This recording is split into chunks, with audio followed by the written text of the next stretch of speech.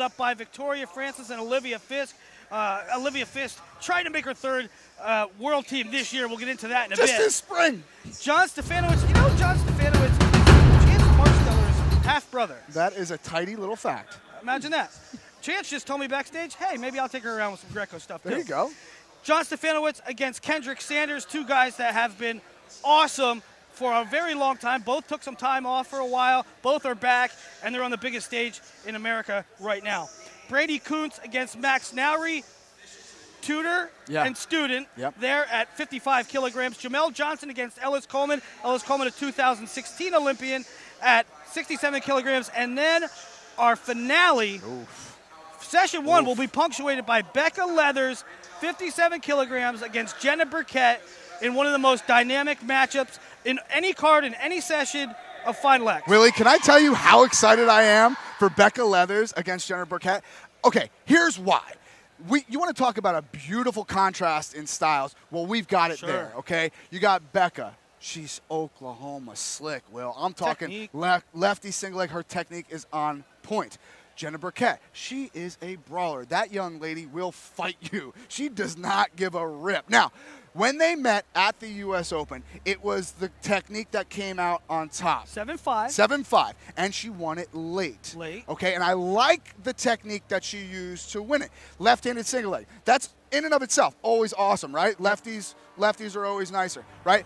But then instead of keeping the leg on the ground or shelving it up, she goes lock slide up to the crotch touch, bringing it up, and then, just like you're saying, limp arm, Jenna falls on her face, goes gut. I'm telling you right now, it's some slick technique. It's such a dynamic matchup because Jenna does it with pace and power.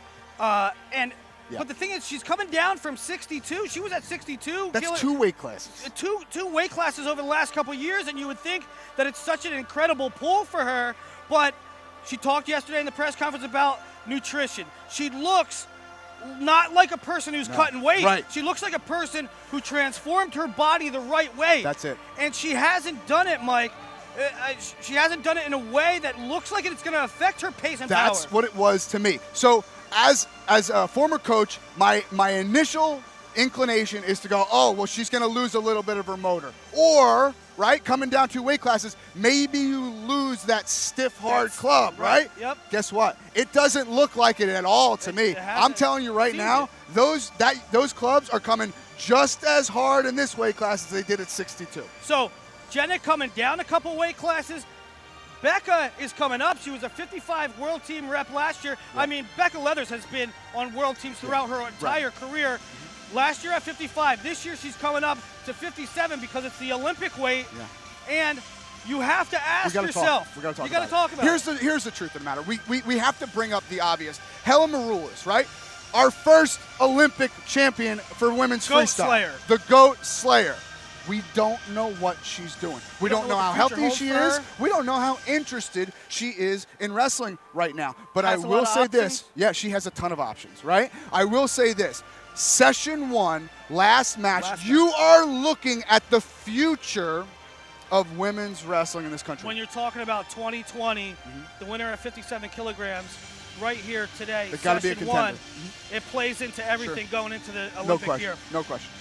Now, hey, let's switch gears. Let's switch gears. Let's talk a little Greco. This is an old rivalry, renewed. Ben Provisor and Joe Rao.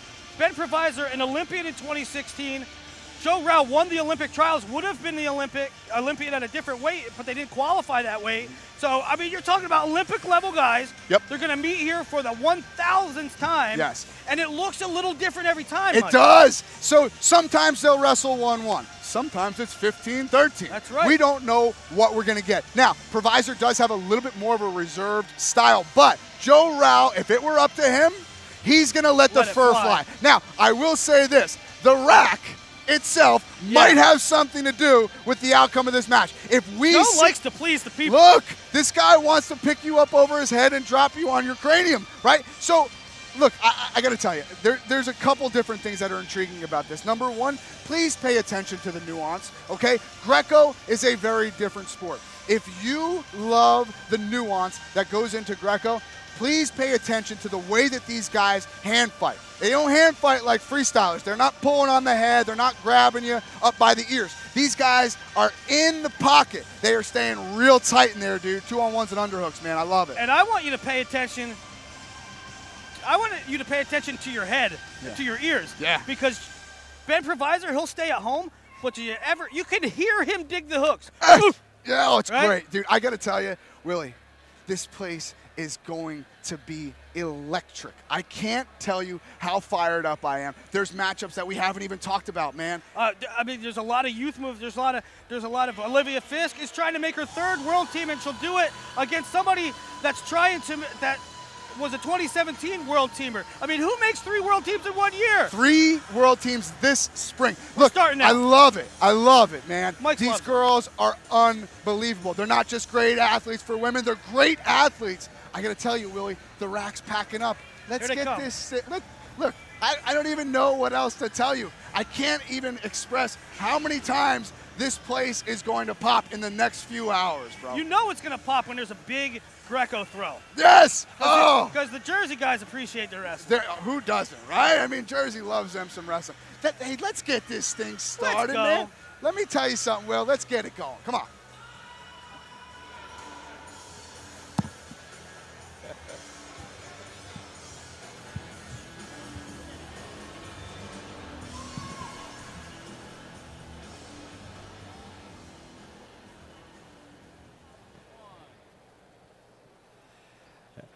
And ladies and gentlemen, welcome to the rack for Final X. At this time, before we begin this afternoon's competition, we ask everyone to please rise. On June 6th, 2019, Cadet CJ Morgan, a standout member of the Army West Point Wrestling Program, passed away tragically from injuries sustained from a military vehicle accident in the United States Military Academy's training area. CJ grew up in New Jersey and was a beloved member of the New Jersey wrestling community. He was a regional champion and state place winner. CJ's memory will be remembered as a hardworking, talented, determined athlete who loved this sport. Please let us have a moment of silence to remember CJ Morgan.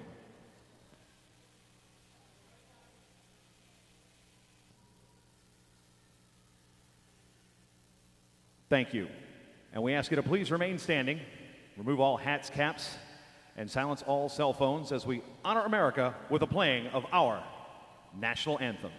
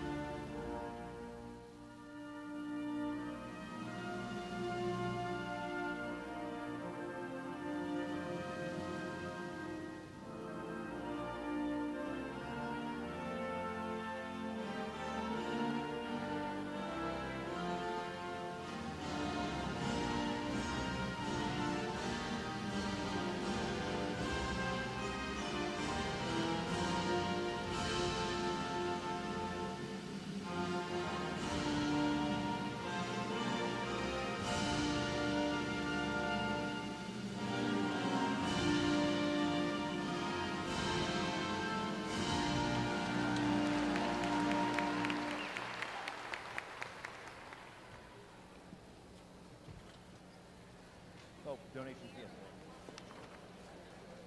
There we go. That's not a read.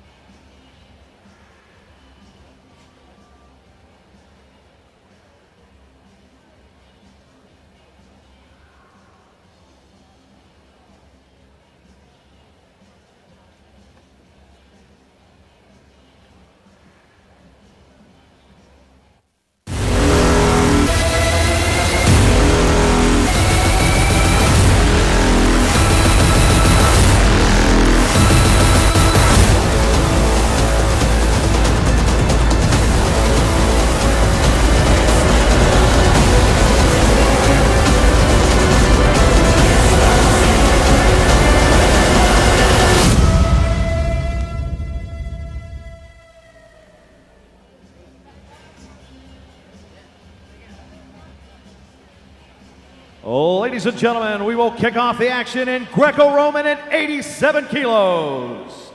Wearing the red, representing the Titan Mercury Wrestling Club, Joe Rao.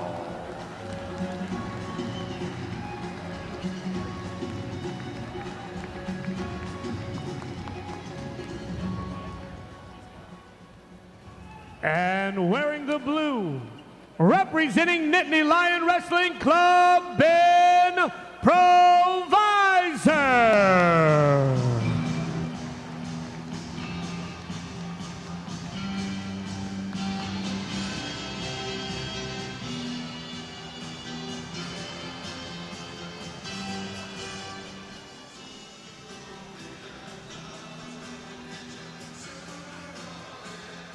All right, good afternoon, everyone. Welcome to Final X Rutgers. We have our first two competitors to the mat. They're already smiling at each other. We've been smiling at each other all morning waiting for this one. I am Dane Lobdell, a.k.a. the Wrestling Nomad. Joining me today will be Andrew Spey. Howdy, Nomad. How are you doing? We got our doing? wrestlers. Let's get it going, buddy. I got to tell you, Spey, I'm pretty excited for this one. These two guys, they mentioned in the press conference yesterday, they've wrestled about 20-25 times. And good contrast to styles. And I'm trying to figure out, Spey, what does Joe Rao have on his socks here? Yeah, that's a good question, Nomad. Coming out with the strong sock game early is Joe Rao. It's a picture of a bald-headed man. I don't think it's Willie, but we'll have to figure that out later, get some intel at some point. In the meantime, they are going chest-to-chest pummeling. We knew this was going to happen early. Rao with the height advantage, but Provisor packs a punch. So we'll see how he's able to neutralize Rao's height and reach. Now, I'm trying to remember. I don't believe I saw Provisor with that knee pad on either, so I'm not sure if that's going to maybe impact his ability to drive through here. That's Provisor, he's kind of he'll start marching you to the edge. So kind of maybe something to keep an eye on going forward. Rao obviously representing Titan Mercury, and then he was with Minnesota Storm for a while. Now back home with Chicago RTC with Robbie Smith. You can hear him, I'm sure, in the corner. Good snap down by Provisor, got Rao stepping. Now they're back into collar ties. They like to bang. And Spade, we're getting close here to having a guy go down. Passivity on Provisor is the first one, and that's an automatic point for Rao. So unlike freestyle in Greco-Roman, if you get banged for passivity and there's no scores in the first period, you automatically give up a point, and the person that your opponent gets the option to put you down on the mat, which is what Rao did. That is correct, Spey. And you can only have one person go down per period, so we'll only see one this period, and Rao kind of trying to pick a side here, going right. There was no turns in their open semifinal. That's right. It was a 1-1 match, but between these two guys, you can have 1-1 matches, and you can have double-digit points for both of them. And that's what happens when you are so familiar with your opponent. You never know at this point what's going to happen. So just the point, unable to get the turn, is Rao. They're going to go back up to their feet, and we'll see if Provisor can get on the board going forward. And what I'm going to try and do here, Spey and I are going to try to keep track of the time spent on top here. They're going to get a little more time in Greco than they are in freestyle. Sometimes in freestyle, guys will be brought back up 5-6 seconds here. But I'll tell you, Spey, the way these two are pummeling, we might see some points here early on. Yeah, another nice snap. You heard Robbie Smith in the corner for Rao saying nice snap. He's got Provisor step a little bit, and you can definitely get to those snaps easier when you have the height advantage. But Provisor now getting low, digging his shoulder into Rao. Another thing trying to create his own action here. That's so interesting for me about these guys is the way that when they're throwing their underhooks, right? They're not necessarily trying to jam them up, right? They're kind of looking for that space on the back. Provisor was kind of hanging, looking for that spot on the scapula, and then Rao coming back through here. Rao with the lefty collar tie now, kind of the light underhook on the right side. We got 25 seconds to go here. Provisor's going to have to watch out. He can't bury his head. I mean, obviously, with a taller opponent, you're naturally going to go in there, but you will get banged for passivity or a negative wrestling. If you bury your head in your opponent's chest, it stops the action, and that's the thing that they don't want in Greco-Roman. Everybody wants to see guys go for it and start hitting moves. Absolutely right. And like Spey mentioned, these two can go double digits or they can go 1-1. Right now, we're looking at a potential 1-1 coming to the mat for Provisor. We got Cale Sanderson and Casey Cunningham, and then Matt Storniolo and Robbie Smith for Joe Rao. Yeah, it's interesting. Both of these guys have long histories. They've both been in the game for about 10 years, so they've seen each other so many times. But they've also made world teams. Provisor was a 2012 Olympian, came from Northern Michigan, was one of the early graduates from that program and took a circuitous route, was wrestling in a barn with Pat Downey, and now, like 2 years ago, and is now at the Newland Wrestling Club, one of the most well-resourced clubs in America. And as they go back to action as the second period gets underway. And great stuff there on the wrestling in the barn, and obviously Downey here now, and a lot of these guys are going to have kind of maybe interesting stories right in Provisor with the Northern Michigan. We're going to see a lot of those guys as we get through both parts of Final X. But we're already seeing a little bit more picked up in action here in the first 20 seconds. Yep. And it was Provisor going down in the first one. So we'll see if Rao gets put down. They'll probably give him about another 30 seconds or so. You can already see the official talking to him, say, hey, we got to get a guy put down here. But one thing different about Greco, though, they don't always kind of go off and on like they do in freestyle, where one guy goes on the clock one period and one guy goes on the clock in the other. In this case, that is the case here. That is what happened. Rao's going to go down. Provisor's going to put him down. He picks up the point and now leads via criteria. They both have 1 point, and so it's whoever scored last is going to win on criteria if this is how the scores hold. But Provisor's got a chance here to pull away and get a couple more points on the board if he can get a turn here from Parterre. Absolutely. And kind of looking through Greco, most guys will line up on the right side there to try and get started. Provisor trying to come through. Now, you got to be wondering Rao here. is not opening. He could get a hit for another warning here. Is he going to go caution in two? We haven't seen it offered yet, but Rao is a little kind of turtled up here. His right hand is underneath his belly, and now with the front headlock is Provisor. He's working that leverage from that position. He's coming close. Rao trying to be heavy, trying to sink that chest down. And Provisor's going to run out of time. He still leads by that criteria factor. And we go back up to their feet. We'll see if Rao can get something going. He was trying to be active at the start of the second. He's going to have to be active again now, regardless. He doesn't have to worry about a passivity point, but he doesn't have to worry about losing the match.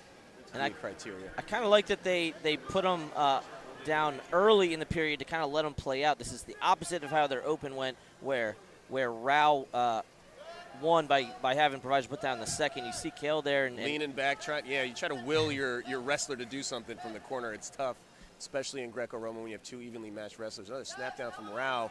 He hasn't been able to get anything off that snap down, but he has gotten Provisor stepping and off balance. This looks to be perhaps his best chance. Provisor's folded up like a taco at this moment.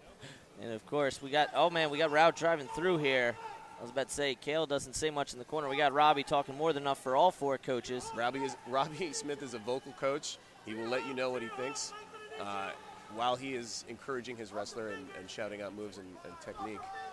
A snap right into almost a high dive. Rao putting pressure on. Provisor, though, so strong. That would be a heck of a chest lock if Rao had been able to do it. All right, so we got 33 seconds left here. Rao needs to press forward. Any point here will put him in the lead. He can go step out, to go take down. I'd like to see him maybe try for an arm drag or maybe go arm throw here, something to kind of get Rao off base. He's going to have trouble maybe going misdirection here. Yeah, good job by Provisor. He's not really blocking off. His right arm is in there. He switches off to the underhook, so you can't just block in defense. You will get called on that. The refs are very keen on making sure there's no negative wrestling. With less than 10 seconds to go, Rao's running out of time in there, just a bulldozer. And Provisor goes flying off the mat with 4 seconds on the board. That should definitely do it for Rao. An explosive attack at just the right time. A clutch, just bulldoze, just straight on push, and Provisor knows that's it. Rao's going to take the first bout. Did you see how much power Rao got? I was wondering maybe were they going to give him a 2 or a 4 there because Provisor rolled all the way off the stage. He's almost somersaulted off his back, so that's how much strength. You see these guys are specimens. Everybody at the Greco level at this stage is going to be huge. So first bout goes to Rao, and we're going to take a quick break and come back with more action at Final X Rutgers.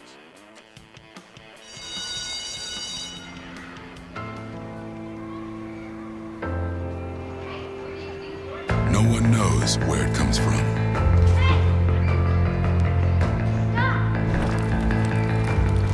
Why some have it, and some don't. It's the fighting spirit, and it needs to be fed. It consumes fear, self-doubt, and weakness. It stands ready to protect those in danger.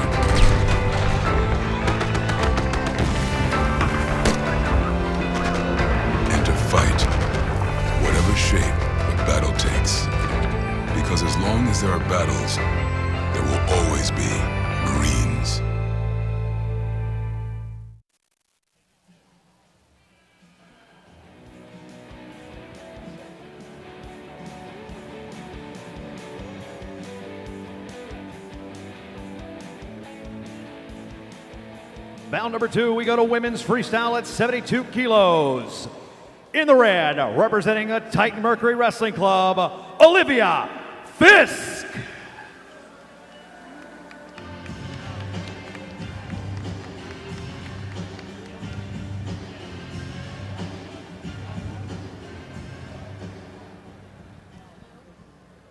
And wearing the blue, representing the Titan Mercury Wrestling Club, Victoria Francis.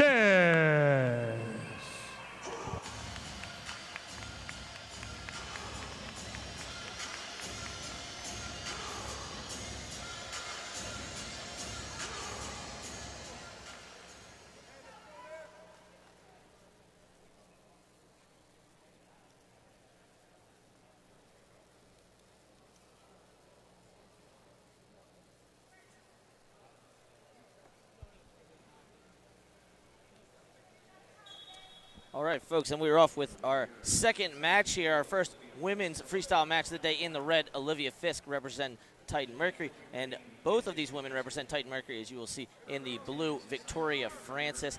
Olivia Fisk, the younger of the two, and Spate, she's going for her third world team this year. Is that correct? It is correct. She wants all age groups, and you see a lot of this youth movement and a lot of the different levels and styles, and here's an example of a veteran in Francis and the young, former, student, former Tyro, and is now advanced to the next stage, and here she is at Final X. It's good to see. We have our first passivity coming in through here. Now, Fisk, as Spade mentioned, trying to make her third world team, made junior, U23, now looking for senior.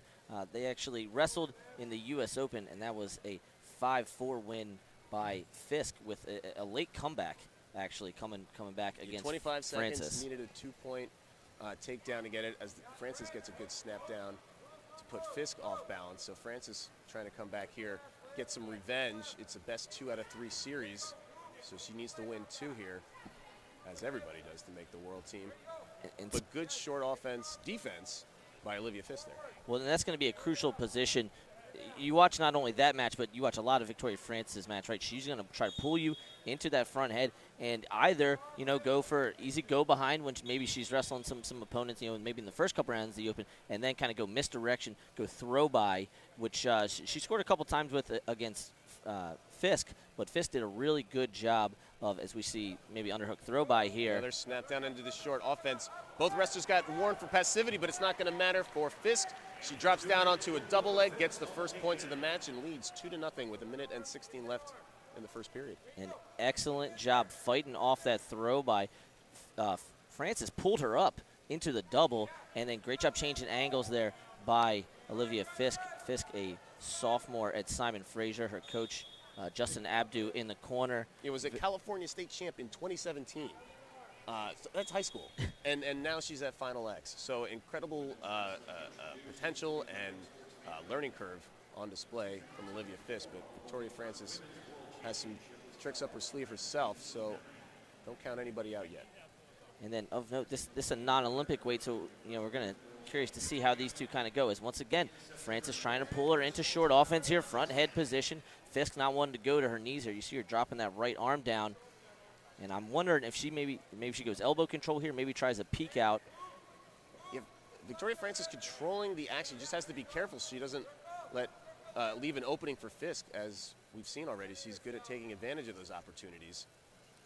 And Simon Fraser as a whole, they're putting girls in Final X, putting girls on world teams. Last year we had Alex Hedrick wrestle. Now it wasn't at Final X, it ended up being at Who's Number 1, but the women's wrestling program at Simon Fraser, led by Justin Abdu, is one of the best in the WCWA. All right, we go to the break, and it's Fisk leading 2-0. We got keys to the match. Victoria Francis needs to lean on her experience. She's been on the big stage before. She has made, I believe she's made world teams. Yeah, it was 2017 World. She was there in Paris. Not that long ago. Meanwhile, kind of what we were talking about in the first, right, for Fisk, set traps, right, looked a surprise. So exactly what you saw in that first takedown, waited for Francis, tried to hit that throw by, pulled her right into the double leg. So excellent keys to the match there as we get back to action in the second. And as I was mentioning with, Fisk and her WC WCWA coach. Francis, a two-time WCWA champ, with Christian Flavin and Ashley Sword, the Life University coaches, in her corner. So some good WCWA flavor in this one. As Spay, this is going to be a nasty 2-on-1 battle. Not just here, we're going to see it a lot in our USA Wrestling highly prioritizes the 2-on-1 for the women. So I'm curious to see how that battle plays out in this final 2 minutes and 30 seconds. They're both pummeling again. Francis goes to the front offense, and now she's got a double leg going way off the mat and saved by the raised stage and a couple extra feet of space from going all the way to the floor. But that's 2 for Francis, so she now leads via criteria. The last score, we're in the second period. A lot of time left for Fisk. Spay, how about that? So we had the whistle off for 4. Judge and chair went 2. And we haven't had a whole lot of action in these first 2 matches, but the points are coming over on that edge. They've all been to the left of us, explosively. almost right off the stage. I'm glad we have that extra padding, space. yeah. Yeah. So Francis maybe looking to go that underhook throw by once again, pulling her into short offense. And this is where conditioning, endurance are going to matter. Fighting from short offense there, as Fisk is doing yet again, is very tiring. Francis has a lot of weight on her upper body. So it's, as the match wears on, it's to Francis's advantage to continue to work in short offense here. Fisk just kind of maintaining position, and there's a stalemate. So action will go back up to their feet. We have 1:33 left in the second period. So plenty of time for anybody to get to a move. But time is on the side of Victoria Francis. 190 seconds, and you mentioned the conditioning, right? With Fisk scoring 4, outscoring Francis 4-2 in the second period of their open final in that late, less than 30 seconds to go takedown. Francis once again trying to work that underhook. Heels to the edge. Fisk could not get her to step out, so good job circling in by Francis. She reaches for a knee pull. Going to be hard shooting through those elbows there. Spade down to under a minute. And, we talked about tiring, but Fisk looks like she's in pretty good shape here. I have been impressed by both wrestlers, the hand fighting, the level, the pace that they're keeping up, and the amount of power. As Francis drops on a snatch single, she's going to get one more as she pushes Fisk out. So kind of an insurance point. Fisk can still score. If she gets a 1 point here, step out, she'll still be leading by criteria. So good by Fisk to just give up the 1. Well, and you talk about also the experience of Francis to just go, hey, let's just take the lead outright. Let's get a point on the board here, drive her out, not try to mess around with that. She goes on her throw by to her back. Looking for 4. Great cement job. She tries to lean back on Fisk, but that should ice it. It's a 7-2 lead with under 20 to go. They're going to stay on the mat for a little bit longer. Fisk is going to have to go crazy big in the next 10 seconds if they come back up. Arm bar for Francis. They may let this match finish in parterre. And clutch feet to back from Victoria Francis. She's showing that the veteran still has some moves. Some good dramatic endings to 2 matches in a row to kick off Final X in 2019. I love it, and I cannot wait to get a second look at all of Francis' points, right? Driving through, made the adjustments in the second period after Fisk scored on that takedown in the first, went back to her corner, talked to Coach Flavin, Coach Sword, and now with a 7-2 lead. And we got the smoke going here, so it's so dramatic. And I think this is going to be starting out with our first one, the takedown there. Spay, a 1-0 lead for Francis. Now even in the series for the year at 1-1. We'll see what adjustments that Olivia Fisk can make. This is driving almost right at the mat. There they go. Cheeks right to the boundary, right to the edge. And the pancake finishes it off. Finish. So let's go to a break after we watch that excellent move. We'll see you shortly. Did you know with Vanishing Deductible, you can earn $100 off your deductible for every year of safe driving? Sing that. Vanishing Deductible. You can earn $100 off your deductible for every year of safe driving. For every year of safe driving. What key are you in? E. No, G. G will be too high. Not for me. Vanishing Deductible. Oh, gosh, sweet.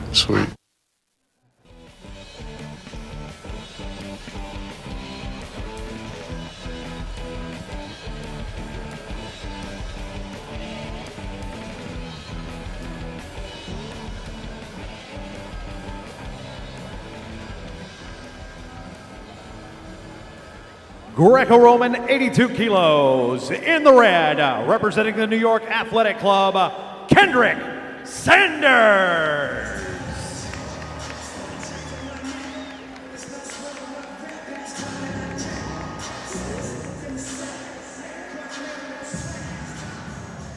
And wearing the blue, representing the United States Marine Corps, John Stefanowicz.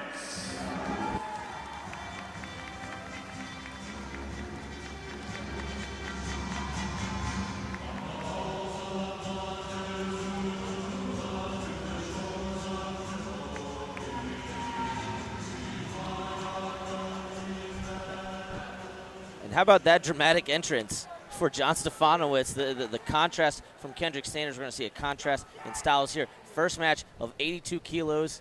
Kendrick Sanders in the red, representing the NYAC, taking on John Stefanowicz in the blue of the United States Marine Corps. Spade, did you expect Halls of Montezuma to kick off a Final X match? I did not, but I'm not surprised given how strongly the military and the service, military services are represented here, especially in the Greco-Roman competition. A lot of soldiers here at Final X, as they mentioned in the press conference. Sanders digging in an underhook. This is what you see a lot of in Greco, just pushing pressure, trying to lever up as much as you can. Arm spin by Stefanowicz, and we get a slip. So they reward the aggressive wrestler. If you go for an arm spin or a back arch or something and you lose your grip on the throw, they will put the white paddles up and they will say, no harm, no foul. We're going to go back to neutral and nobody scores. Absolutely, Spade. And you're going to see the difference in see the difference in parterre, you're going to see the difference in slips between Greco as we go back and forth between Greco and women's freestyle here on the first day. And a lot more to Greco than just not touching legs when you shoot. I tell you, we're not going to have a whole lot of time, I don't think, to get into these guys' stories and maybe some of their accolades because these two are going to hand fight for the entire match. You already see him coming after it. Now, Sammy Julian starting to point as Sanders walking over the edge. The leverage, and that's one for the step out. Just marches Stefanowicz right out of bounds. So a little different than our first match with Rao and Provisor as we get the first point on the board from Sanders. Their first point on the board was going down in parterre. However, we still might see somebody get put down. You can only have one guy get put down in each period. So we'll see if Sammy Julian maybe starts calling attention here as Sanders with his underhooks doing a lot of work. But as I said, of course, Stefanowicz walking him over to the edge. Man, I don't know if they're going to go there. They definitely rolled through. So 4 offered by the whistle, 2 offered by the judge. 4 is the confirmed. And Sanders there got himself in trouble, looked for the headlock, wanted to slip, but Stefanowicz stopped the action. Yep, and we're going to get a challenge cue from Sanders' corner. You know, this would be, if reversed, it's a huge game changer because 4-1 is a lot of points. But if it fails now, we're looking at a big 4-point deficit. So we are going to look at this again. Here's a replay of it coming from our production booth. So the key is, did Stefanowicz stop the action from Sanders? Obviously, Sanders missed on the headlock, so you could maybe go slip there, but then Stefanowicz stopped him. Now it's split second. So looks like Mr. Tucci is running the jury of appeal. And my eyesight is poor, so I cannot read the other name that is going on there. But a crucial point in the match, we saw 1-4 here in the last match with Francis and Fisk. Now that one sealed it. I don't know if this is going to seal it, but remember, when you've got an 8-point tech in Greco and now you're up by 4 with 1:25 to go in the first period. One move could end it, and so the challenge was lost. Another point goes on the board for Stefanowicz. Kendrick Sanders with some ground to cover. We were talking to our man Timmy Hands, a 5-point move earlier today, and he told us, Kendrick Sanders, you got to watch out for his reverse lift. That is his go-to, and it can get him back in every match. But to hit that reverse lift, you got to be in parterre. So he's got to figure out a way to get Stefanowicz on the mat. And Stefanowicz is hitting those arm drags, and he'd rather give up 1, not 2 or 4 any day with that kind of lead. I like the way he's working those arm drags and that misdirection stuff, right? Trying to get Sanders off balance, trying to move him forward. 2-on-1 for Sanders. Stefanowicz wrestles out of it. Back to the center of the mat. 40 seconds or so to go in this first period. A lot of match left. So don't count Sanders out yet. And Kendrick Sanders yesterday came to the press conference a little late, but we forgive him because he looked sharp. Fashionably late, fashionably dressed. Exactly, and kind of telling his story about how he's been off the mat for a while, and yet you don't see, or at least you didn't see a whole lot of rust. As he goes for that arm spin, that might be 4. That is 4. That is a perfect example of wrestling through the position. He was defended by Stefanowicz. They hit the mat. He did not expose, and then you continue to roll through. And here's a reverse lift. They're still in bounds, and right as I say that, they go out of bounds. So Stefanowicz savvy. is looking at his corner saying, that didn't hit. Yeah, Not sure what he wants. A challenge, probably not the best idea. I would not challenge that. Very savvy, though, by Stefanowicz. He's looking for a takedown late. There was still time on the clock there, but I think they're going slip. So we go to the break, 5-5. How about that Greco action? Here is Sanders hitting the arm spin in there. He keeps driving his feet. Keeps rolling through, and that's feet to back. I think what Stefanowicz wanted, he's saying he was holding on to either the lat maybe, and saying that was my move. But I don't know, the way that Sanders came out on top looked like a clear 4 for Sanders. Judge and ref both threw up 4 immediately. Yeah, looking at that a second time, I don't think Stefanowicz was going to win that. Great towel action, by the way. Our corners came prepared. They have actual towels, not T-shirts. I'm a very big fan of not using a T-shirt to towel someone down. It goes against the whole point of towels. Spay, big towel guy. We'll get into more of that maybe in some other breaks. Right now, we got action going on in the center of the mat. Sanders leading by criteria 5-5. Greco at its finest. Action throws from both guys. And when you have those throws in the first period, right, it's going to open up a little bit more as Sanders kind of trying to march Stefanowicz over to the edge. Looking at that 2-on-1 right there on Stefanowicz's right arm. And Stefanowicz trying to counter and dig inside with his left. And they finally break free there. Again, Sanders leading on criteria right now, but I highly doubt we're going to end this one 5-5. We haven't seen anybody get put down either. That's right. And I don't think we will if they keep up this kind of activity. Although you never know. Action can swing back and forth with the momentum of the match. And we get a look at Daniel Miller and Coach Lukitas here. Miller, of course, an athlete for the Marines. The Marines had an excellent tournament down in Raleigh, North Carolina, Best fans. close to where they're based. That's right. Their North Carolina-based training Bragg, situation. And so we have 2 of them. We'll see Jamel Johnson later as well, taking on Ellis Coleman at 67 kilos. But right now we're still kind of staying in the center here. 1:40 to go. Still a lot of time, but we've gotten mostly just hand fighting here. Stefanowicz needs to figure out a way to get back through Sanders' defenses and get him either moving out of bounds, hit that nice arm spin he hit it at the beginning of the match, or maybe an arm drag and just a straight takedown. Now you hear some fans yelling for blocking, and that's Sanders being defensive there. You may have a point. You can't put your elbows in there and just stop all collar ties and hand fighting. Especially, I mean, Stefanowicz can come up with that underhook and get the head and arm locked. Mm-hmm. So, yeah, the negative wrestling here. Now, we've got an experienced crew here, so Sammy Julian kind of let it play out. And I suppose in part because of the score on the board, 5-5, right? You want the wrestlers to settle it. You don't, and nobody wants to have the referees decide the match. They don't need to here. We've got 10 points on the board. Deep overhook, perhaps an arm drag, and now Sanders is back towards the edge of the mat. He's circled in a little bit, and now pure strength. I think that's a foot from Sanders. It is. And the Marine Corps here, they are vocal in their support for their wrestlers. Sanders, I would not suggest throwing the cube again. It was very clear from our angle. We are Matt Size. We can look at Herb House and Sean Sheldon here, the Sanders coaches for the MIAC. It was very obvious. Sanders stepped out first, and then they both kind of fell on top of each other, 6-5. It would be bad. 30 to go. And part of why those guys were yelling earlier, Stefanowicz was taking ground, is that it wouldn't just be, it wanted to be caution in 2. It's true. If you walk out of bounds, caution in 2, you see a lot more of that in Greco than anything else. Again, Stefanowicz taking ground. Less than 15 seconds to go. And Sanders, there's just as you said, the Nomad knows. Caution and 2, and Sanders has got a big hole now. The caution goes on the board. He's down by 3. Less than 10 seconds to go in this match now. And that is probably going to be the difference maker. So we'll get a second match. Stefanowicz goes up 1-0. Great respect between both opponents. Good match. So they traded throws, they traded fours, and then late in the final minutes, John Stefanowicz getting the step out and the caution in 2. The guy who has been hungry, he's made 3 straight national teams, now looking for his senior world team, and we will get a second look. Hopefully we get to see both of those throws here. Here's the first one, the roll through on the edge. That one ended up going 4 for Stefanowicz. Then there was the arm spin by Kendrick Sanders, and you see him rolling all the way through here, coming around to the side, maybe trying to get on top. Stefanowicz ended up stopping the reverse lock. And then late, you see right here, you're going to see Sanders is the first one to step out. Boom, right there. Although he landed on top, it was Stefanowicz's point, then finishing with the caution in 2. It'll be a 1-0 lead for John Stefanowicz, and we'll be right back after this.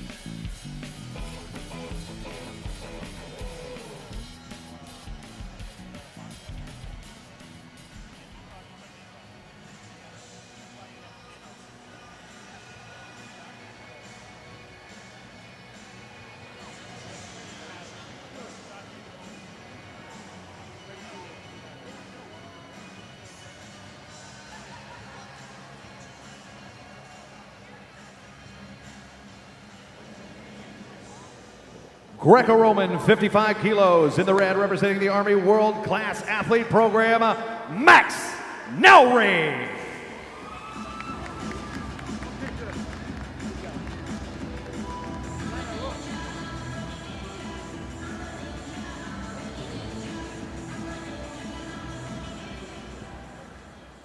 And wearing the blue, representing Ohio Regional Training Center, Brady Kuntz.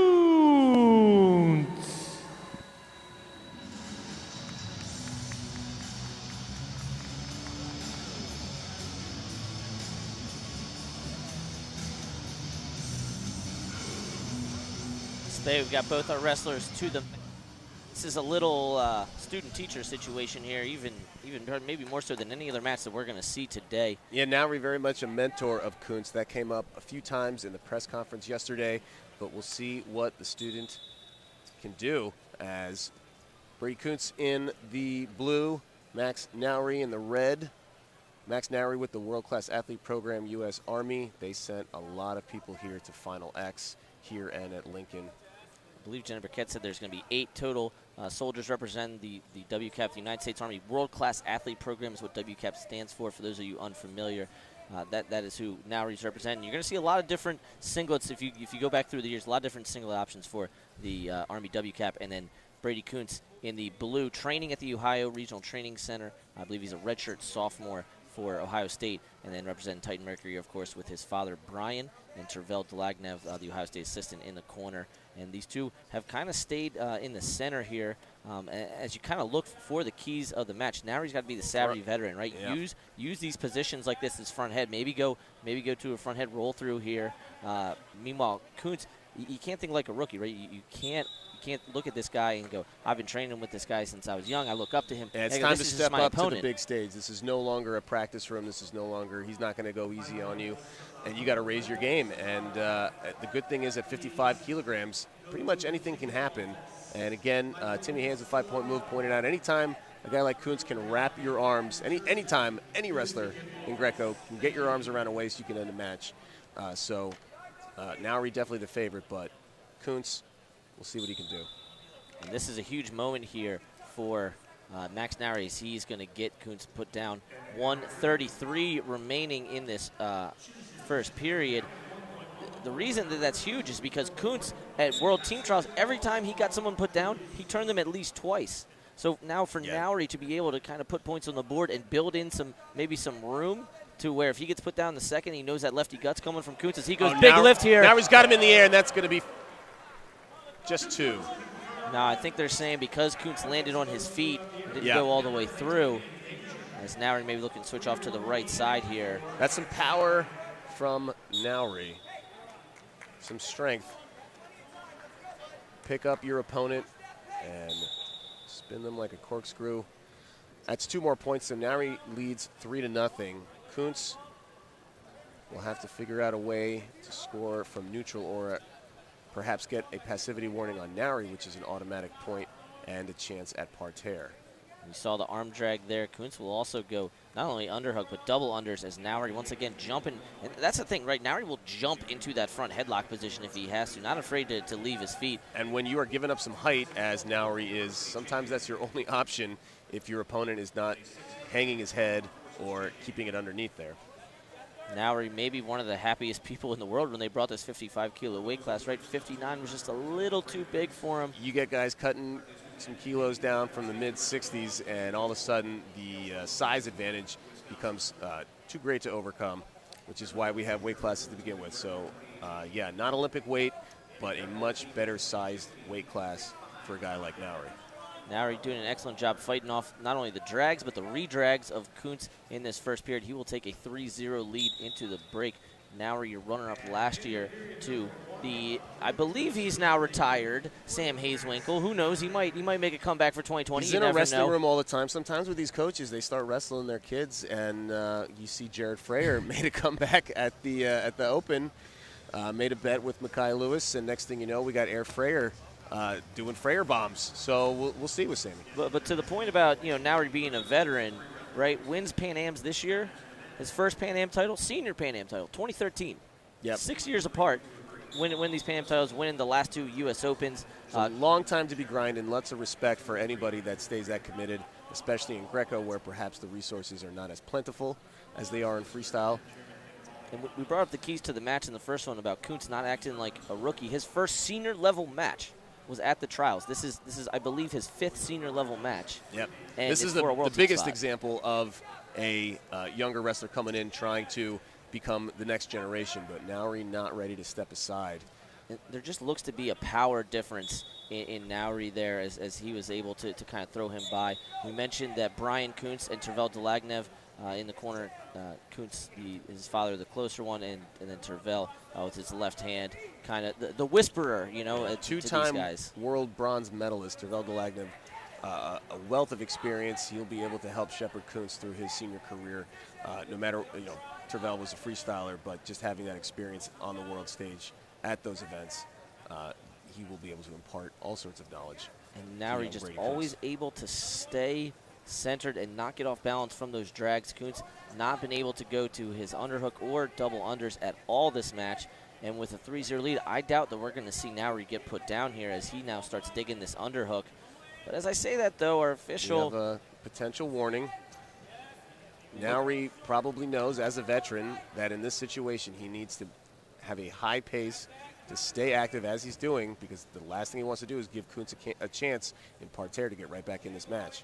And speaking of parterre, we didn't have any in the Sanders Stefanowicz match. Both guys got put down in Rao Provisor, but that was the first time that we had points from parterre so far in this Final X Series. And I was talking to, I believe it was Mr. Kuntz yesterday. The difference, in freestyle is scoring in parterre. The difference for these guys is scoring on their feet because of that option to get put down here as Nowry looking to try and score some points on his feet. But Kuntz doing a good job fighting out of that front headlock once again. Under 60 seconds to go. Kuntz running out of time. It doesn't look like now he's going to be put down. He did a good job staying active. So we'll see what Kuntz can get going here. And Nowry, of course, being coached by the guy Spencer Mango, who had this spot for nearly a decade. Was the man, was the lightweight Greco guy. You see the Mango bombs, the highlight reels, anything from the last 10 years, it's going to feature Spencer Mango. 30 seconds now to go. A head snap attempt by Kuntz. Nowry maintains his position. He's just controlling the ties right now. He's not blocking. You can always make a case, of course, if you're the guy that is trying to make the comeback. But Nowry doing a good job with those the arm drags, keeping Kuntz stepping, staying in the center of the mat, The smart doing redrag everything there right from Nowry. And, at this point, it looks like it's going to be Nowry in the second. Can Kuntz get to that drag and go to a 4? We're going to see how it plays out in the second one. But leading the series 1-0, Max Nowry of the U.S. Army WCAP with a 3-0 win over Brady Kuntz of Titan Mercury in the Ohio RTC. And we will get another match coming up, 67 kilos Greco, right after this. right after this takedown by Nowry that we're going to have another look at. They walk to the match. That's not a takedown. This is a nice two-point throw, back arch. Close to 4, but it was just a 2. But that's all Nowry needed. He leads by 1 match. We'll take a quick break and come right back. See you then.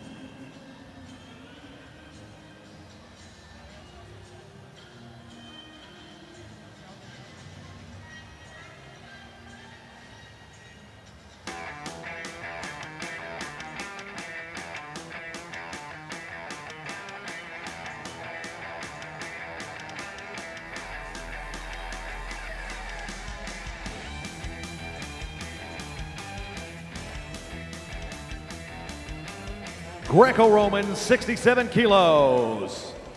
In the red, representing the Army's world-class athlete program, Ellis Coleman.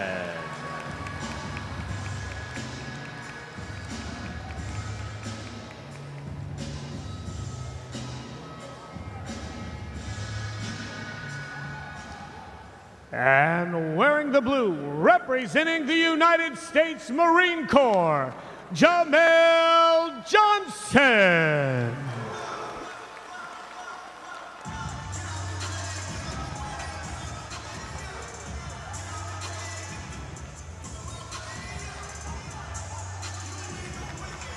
So a little curveball there, Spay, as Ellis Coleman said he was going to come out to his own music. That's right. He's got an album dropping. Kamal Bey was asking when that official release date was coming, and Ellis said soon, but be ready. So we didn't be get to ready hear for action here, as both these guys have the potential for some big Greco bombs. Once again, we're having a matchup of the Armed Forces. Ellis Coleman in the red singlet representing the U.S. Army WCAP. Jamel Johnson coming right after Coleman right there with that arm drag. He is representing the United States Marine Corps. Yeah.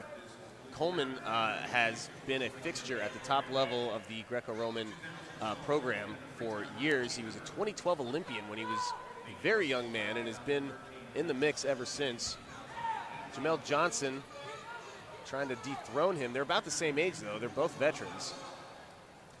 Yeah, but Johnson kind of coming on a little later in his career. That's right, a little bit more of a late bloomer, but he's here now, and he's got an arm drag on Coleman, and it could be 1, 2, or even more.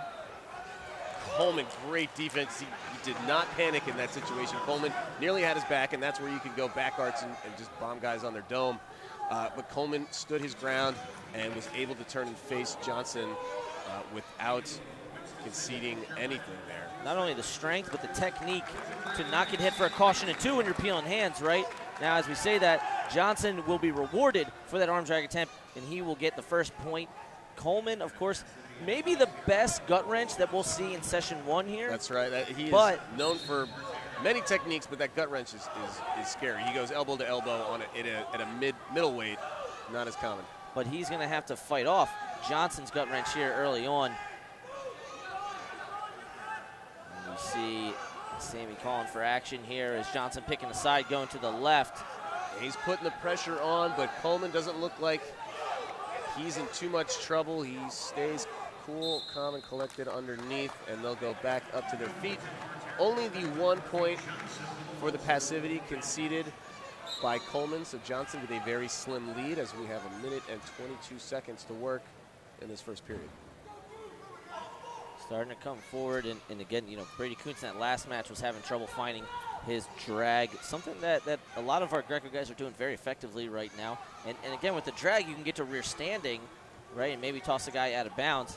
But for Coleman, he's going to need to pick up the activity because, you know, he was able to turn Johnson at the Armed Forces Championships, and I think that's going to be his path to victory here. Johnson, kind of like Stefanowicz, right, those Marine Corps guys, maybe knocking on the door a little bit.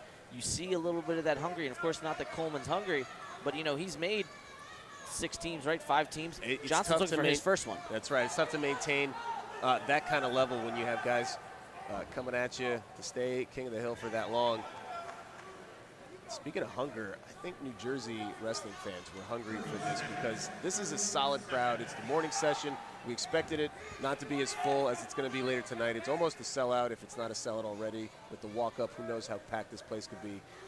But the fans are into it. They're yelling at the right times.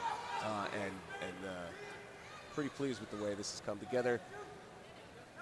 Final 10 seconds here, Spay, and it looks like Jamel Johnson is going to take a 1-0 lead heading into the break. He got the passivity in the first. Will we see Ellis Coleman get the passivity in the second? And they were nice enough to allow the WCAP coaches to just stay in their seats. Coach Bruce Robinson and Coach Spencer Mango there. And then Coach Lukitas and Coach Miller. A good full-length towel, overhead flap. I like to bring it back over the head more by Miller there. The imposing figure. Staying in front of your chest is okay. You can still get good air movement there. Now he goes to the towel down. Everybody's got their towels. They could be hotel towels, although there's a Marine Corps branded towel that Coach Lukitas. Appreciate seeing those as well. And the imposing figure of Miller, you still kind of saw him popping out, but covered huge. up by that Final X Lincoln, right? Final X Lincoln coming up next week. Spay and I will be calling the session 1 once again for that as we get back to action here. This is match number 5 of 6. And again, we're going to be rolling back around for the second match of the best of 3 series. A lot more wrestling to go. That's why I love this Final X format. You get an action-packed card, nothing but the most important domestic matches of the year, all in a row. One after another. Doesn't get any better than that. Coleman going to double unders here. Can he start walking him forward? And they didn't give him a whole lot of time to work there. He kind of slowed down. So this is what we talked about. Forced parterre. Key to the match, right? Johnson was not able to get the turn in the first one here. Can Johnson get, can Coleman? Coleman is, by the way, very tall. And if you can't tell already, albatross-like wingspan. So the elbow-to-elbow lock is very much possible for him here. It's up right now. It's locked. He's driving forward, and there's the turn. And that's 2 points. That's huge. He was already leading on criteria. Now he has it outright. Is he going to get another one? He does. It's an exposure. They don't spin all the way around, but that's unnecessary. And Johnson is back to a defensive position, so Coleman can score again. Has Johnson airborne, clears his legs. We're going to get something big. Crowd wants it. There it is. A thunderous boom onto the mat, and people are going wild for Ellis Coleman. The crowd loves it. I loved it. That was a 9-1 tech fall. 8-point lead is all you need. Ellis Coleman showing why he is the experienced world team member and Olympian. And our first tech of Final X, the thunderous 4 to finish us off. It was loud. Love the raised stage for those Greco bombs. You could hear it, you could feel it. We are mat side right in front of the action. Couldn't have better seats for that. And it was shockwaves. And folks, if we don't get a replay of it here, make sure you're checking our social media. We got a shooter here, so hopefully we'll get a second look at it here as we get a little look at the crowd. Again, the evening session starts at 6 p.m. Eastern, and we're expecting this place to be rocking. Coach Goodale said it was tailgating like crazy. So here's the first turn. Yep. And coming up, and then what I liked about so he couldn't quite get the full extension here on the second, but you saw him loading up. And loads him up. Here he goes. Boom here. It built the anticipation perfectly. The crowd was all oohing and eyeing and waiting for it, and there it was. There's the 4. Don't forget, at 6 p.m., you have to have a Flow Pro membership to watch it if you're watching this on one of our streaming or social websites. And we're going to take a break from that and then come back with more Final X.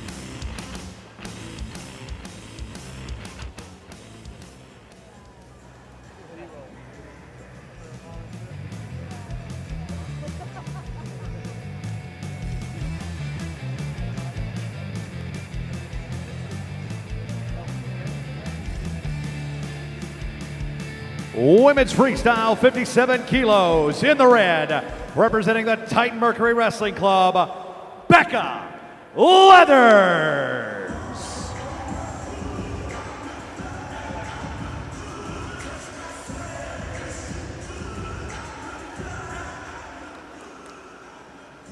And wearing the blue, representing the United States Army World Class Athlete Program, Jenna Burkett.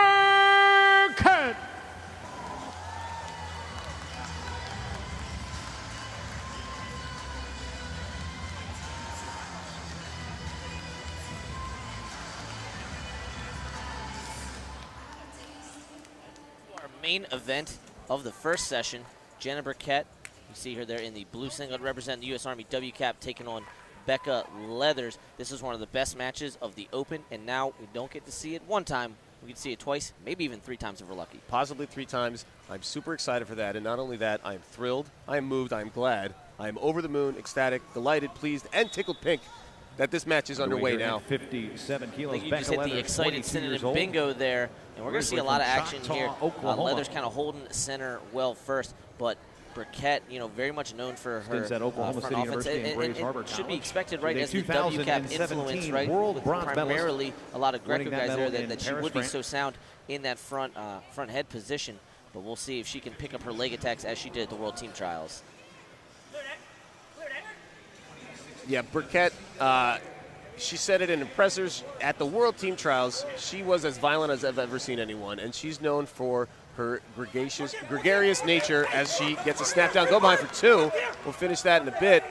So some good, solid action from Burkett. She gets the first 2 points of the match. They're still in parterre. Leathers needs to flatten out, which she does. Maintain her base, and they'll come back up to their feet, although there's a late push for a gut wrench. They're letting this play out. And that was huge for Leathers. Burkett, along with the strong front offense, one of maybe the better gut wrenches that we're going to see on the women's side. A lot of the women more so kind of focus on their lace. Jenna decided to focus on her gut wrench, and she's been known to end matches with that. So that's kind of big for Leathers here as she takes a shot and gets back to Jenna's strongest position. But yeah, good Burkett job stepped right out of that attack, ghosted that leg, and they're back in neutral and collar ties. So Leathers needs to keep the pace going and use her physicality to try to match Burkett and her explosiveness. Then they go back to neutral. If you're in ties, or they're quick to stalemate even in neutral in freestyle, which is good. You got to keep the action going. Keep something on the mat for the fans to watch. And this one already more points early on than in their U.S. Open match, where it was 1-0 on the shot clock point. And I don't think we're going to see anybody go in the shot clock here, but you see the official kind of pointing at them as I don't believe Jenna has all 4 fingers there, as she's going to control that 2-on-1. Becca looking to circle out of the zone here. Burkett just taking ground, and then Smart dropping to that leg to shoot Leathers out of bounds. The straight arm push does get white paddled when you get a step out if you're just straight arm pushing. So savvy move by Jenna Burkett to drop down on a drop step there. Final 45 here, and you know, although we think of Burkett as the veteran, right? She is older. It's Leathers who has multiple world medals here, but it's not making a difference. Wow. As she gets pushed out there. I think this is Jenna Burkett 2.0. Yeah. It's been talked about dropping weight, just getting in a better mindset, better training situation that she's had. Leathers has world medal credentials. She, like you said, has been at this for a while. She's not a newcomer to the scene, but this may be the best version of Jenna Burkett we've ever seen. And we're looking at maybe a body lock there as Burkett fought out of it. But final 10 seconds of this first period. And I don't know if we mentioned, but it wasn't only a step out. It was actually a caution in 1 that they got for Becca for backing out. That's what the on your screen at home or wherever you are watching, you see the line next to the red score box. That means Leathers has a caution. 3 cautions and you are disqualified. It is not a lot of room to mess around like stalling would be in folk style. And you can get it for an illegal hold. You can get it for walking out of bounds and negative wrestling. So it's something to keep an eye on. Second caution, and you're right on the edge of being DQ'd. Absolutely. We expect an audience of not only diehards here, but we're trying to pull new people in. So good explanation by Spay there, as the Leathers will come out to the match second. A couple Olympians in her corner, right? Kenny Monday, Coleman Scott. And I shouldn't even say Olympians. I should say Olympic medalists. That's right. As well. And Burkett had Coach Bruce Robinson, and the other coach, I believe, is Aaron Saraki. There's about 15 photographers blocking her off. But either way, whoever's coaching Jenna is doing a great job right now, because she's up 4-0, 15 seconds into this second period, and back in her strongest position, this front headlock position. Leathers took a shot, but it wasn't strong enough. It didn't get through Burkett's head and hands. And now Burkett has an opportunity to score, though Leathers back up to her feet.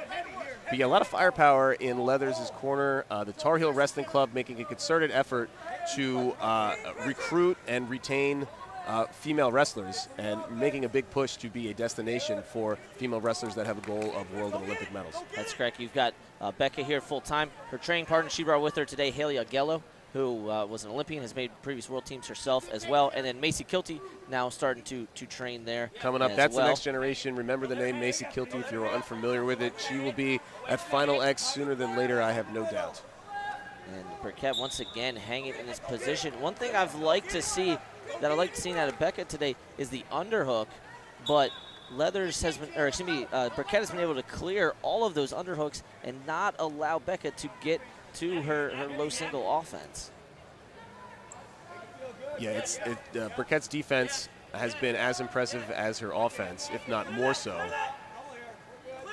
As Leathers feeling the pressure now, she has about 95 seconds to mount a comeback, and 4 points are going to be tough. And you say mount a comeback. She scored 6 points in the second period of their open, and now the first 2 on the board. If she can get a turn here, she'll take the lead on criteria with 2 twos. Looked like Burkett kind of gave that up a little too easy, considering how tough she's been defending from neutral, as she takes a crossface right to the cheek there. So it was a 4-1 lead for Burkett going into the final 2 minutes here. But now 2 points are going to give criteria to Leathers. Look at her muscle that up. She's got a single leg, and Burkett is in trouble, but good job getting her hips back. Burkett turns and faces, doesn't give up any points. Less than a minute to go. How about the strength there, like you mentioned, of Burkett to split the power there and now pinching those elbows in so that Leathers can't work her underhook. You see her tying up that right elbow of Leathers. Final 40 seconds to go here. Coleman Scott getting into it here. Foot sweep attempt from Leathers doesn't connect with anything. And they'll stalemate that, get a restart, get them out of their ties.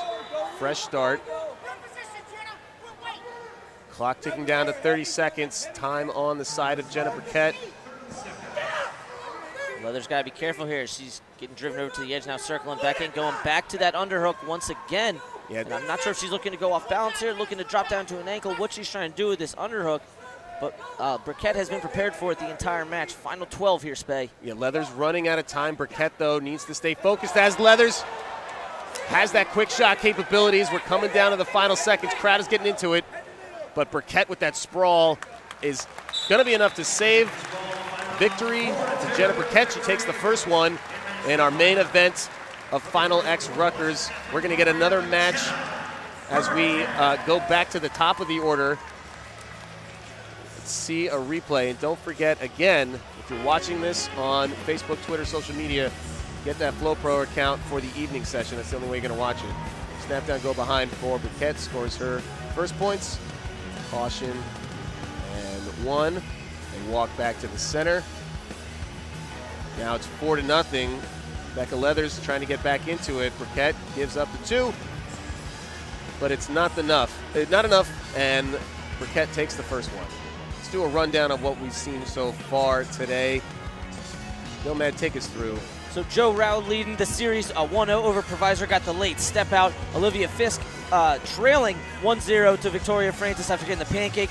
You can see the rest on arena.flowwrestling.org on Final X. Check all those scores, and we'll be right back after this.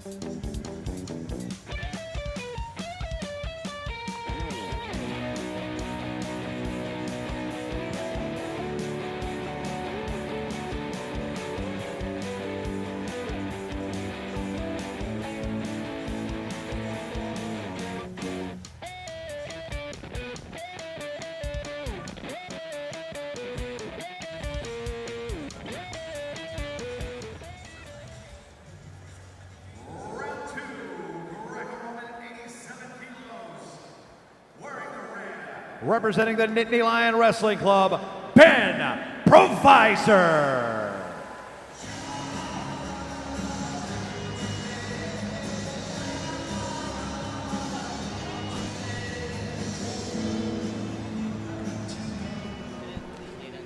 And wearing the blue, representing Titan Mercury Wrestling Club and Chicago RTC, Joe Rao.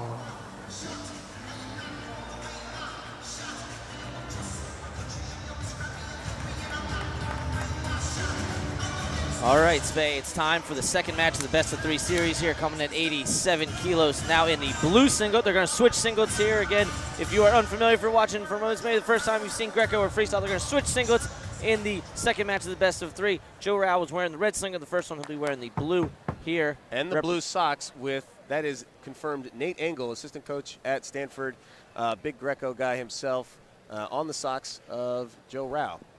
So some impressive stuff there. And also on the walkout, I think he walked out to the Lion King theme song in the first round. I don't know. It doesn't matter. These guys are wrestling for the umpteenth time in the center of the mat.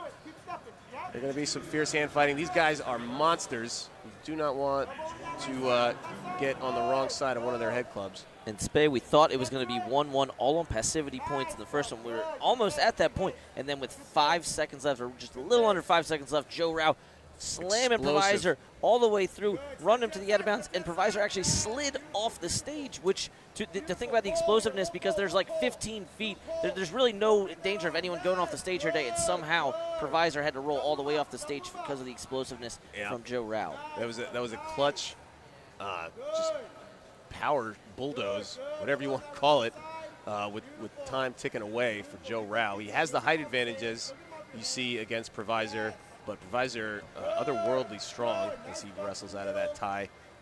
One thing you can see there is Rao leading with his left shoulder. With that height advantage, that shoulder is right at Provisor's head level, so he's going to get popped in the chin a few times, and Provisor's used to it, doesn't have to like it at all, but these guys, with the amount of times they've wrestled each other, Provisor knows it's coming at this point. And if we don't get a stalemate here, we're going to get one of these two put down here soon. It was Provisor. Provisor getting put down first in the first match, and we might see that again as you see the passivity offered and confirmed. So once again, it will be Joe Rao taking the early first period 1-0 lead in the series. In the opening 90 seconds or so of every Greco match, sometimes it's more of an art of staying active enough, making sure the other guy goes down, but it's not a perfect science. So there's always room to say it should be the other guy. It's just how things go there. And with a big gut, Provisor trying to defend. Joe Rao gets 2 points, takes a big 3-0 lead. That'll open things up. Going back the other way on the same gut wrench lock is Joe Rao. 2 more points, 5-0. Parterre being the difference maker here. And now Rao loses the lock, and it's time to go back up to their feet. And Provisor now in the hole. He's got a lot of time to work. He's got 4 minutes of match time if this goes the distance. How about the adjustments there from Coach Storniolo and Coach Robbie Smith? The last time, Rao had about the same amount of time on top, about 27 seconds on top. No points coming from the first time that he was able to get Parterre. Now getting 2 gut wrenches here, and I believe was able to go both ways there against Provisor. Went to the right, went to the left, and it's those tiny little adjustments that are imperceptible to almost everybody here in the gym. Very hard for us to see what the difference was, but it's just a little bit of weight, a little bit of pushing one way or another, and that just provides all the opening that guys at this level need to score the points. You know what it might have been? Joe Rao starting a cooking show, Chow with Rao. He might have had a hot dog in between matches. That might have been it. Powered up with a hot dog and fueled up, and was able to get those Parterre points, as Provisor needs to figure out a way to score on this giant man that he's up against. We're going to go to the breaks. Still 5-0. Joe Rao in the lead. And Joe Rao has kind of gone through a lot of iterations of himself, right? 2014 senior world team member at 80 kilos. 2016 U.S. Olympic trials champion, was unable to qualify the weight at 98 kilos. All the way up at 98. You now gotta find coming back Olympic down. weight. They're only 6. Now coming back down to 87 kilos, where he has a 1-0 lead in the series and a 5-0 lead here. But Provisor's got those two guys in his corner, Cale Sanderson and Casey Cunningham. That's pretty good. That's a pretty good environment. Provisor was saying that they provide all the support and resources that you need, and you can just focus on wrestling. Mason Manville is his training partner. Rao also, should be noted, started all the way at Division III. So the only Division III, at least male wrestler at Final X. And both these guys have great stories, and they're both hooked up now with awesome training centers, as Rao is in the Chicago RTC, as is mentioned. Yeah, who would have thought there'd be some Big Ten flavor in the Greco world. of Final X? Love to see Greco in these programs. Love to see the RTCs take a more active role in building up our Greco wrestlers, providing them with resources and training environments. 30 seconds down in the second period, and it could be the final period for Ben Provisor if he can't figure out a way to get some points on that board and in a hurry. And of course, Provisor, the 2017 World Team member, that was the World Championships actually where he spoke with Cale about transition over Nittany Lion Wrestling Club. As Provisor now going to get an opportunity on top, he's going to need 2 turns here. He's been in this situation before, a 2-time Olympian. He was the runner-up last year to Pat Martinez in the finals. So if anyone can do this, it's probably Ben Provisor right now. Now, Rao tried to go for broke and hit the floor. Hit the floor. Rao, once again, you see he's warned for not opening up. He's taken his right arm and putting it in his crotch, and I'm not sure that's really allowed. There it is. White paddled by the chairman. Oh, he's going reverse armbar there. That doesn't look fun. Now Rao has his arms out, so very close to giving up a caution point, but got away with it or was doing something entirely legal. I have to consult the experts on that one. I mean, I definitely should. I agree with it being offered there. And again, you see the difference in parterre, right? In Greco, right? Everybody can score on the mat. It was Rao not giving up any points. Either time he got put down, wasn't able to get the first time, got the 2 gut wrenches there, got the late step out in match 1, and now with 80 seconds remaining, he's looking to make his 2nd senior world team. Very much in the driver's seat here. And with that size advantage on Provisor, it's going to be tough. Rao has not been out of position yet. He has to defend for about 60 seconds. Warning about interlocked fingers. Cannot interlock the fingers, although it's hard to figure out who actually did it. So the whistle, I mean, he's aware that there's a lot of extracurriculars going on here, and he's certainly offering the judge and the chairman are trying to let him figure it out on the mat as Provisor's high dive attempt was shut down there by Rao with 42 seconds to go now. Spade, we might be looking at our first world team member decided this year at Final X. Senior world team spots are all on the line. We'll have 15 of them by the day's over. Pat Downey so far the only guy that, well, no, he hasn't weighed in yet. So good point. This will be the first. In like 3 hours. It's a battle with the scale. Robbie Smith getting into it. He's seeing one of his guys make it there to the world team in the next 15 seconds.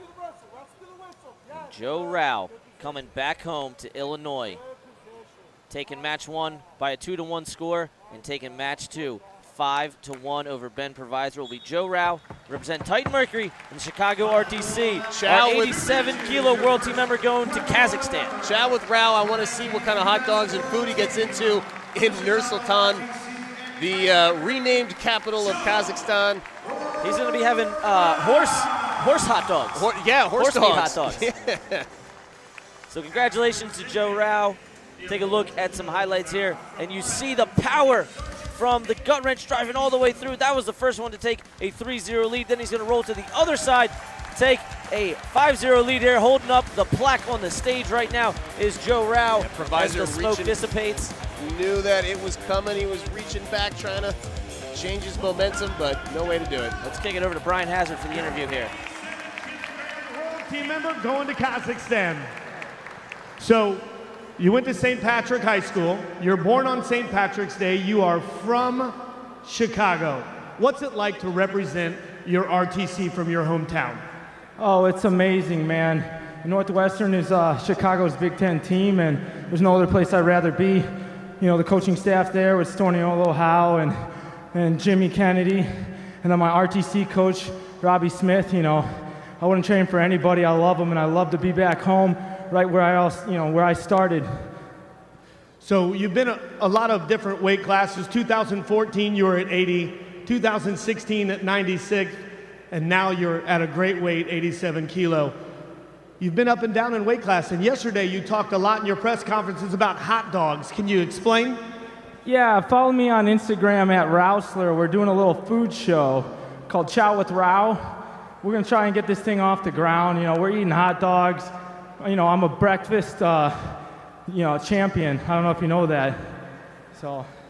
One more time, everybody. Put your hands together. World team member going to Kazakhstan, Joe Rao. Congratulations. Joe.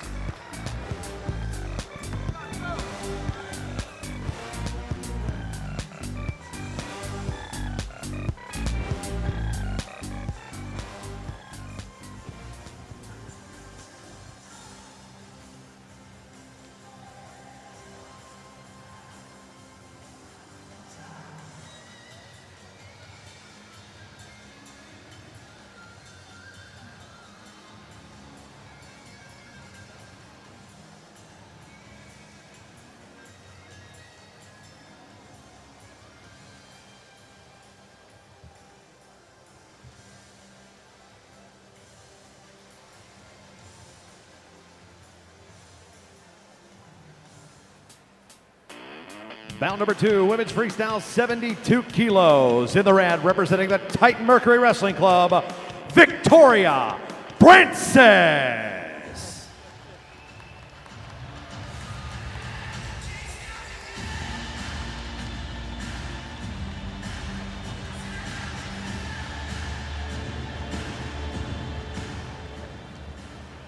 And wearing the blue, representing the Titan Mercury Wrestling Club, Olivia Fisk.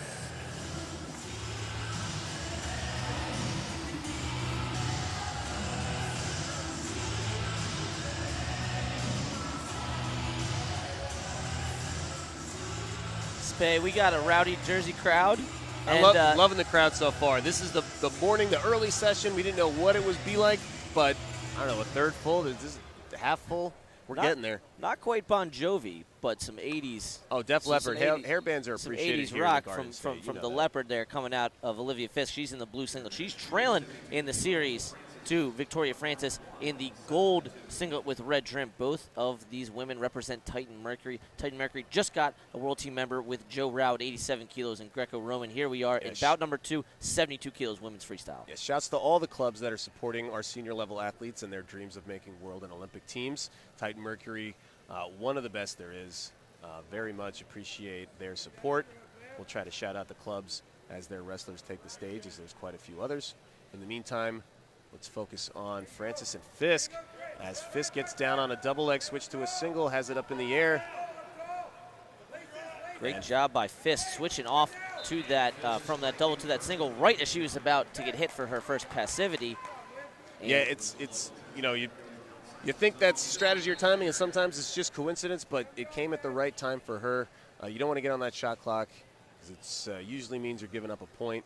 It's the activity clock also, by the way. It was explained recently that there's an official name for it.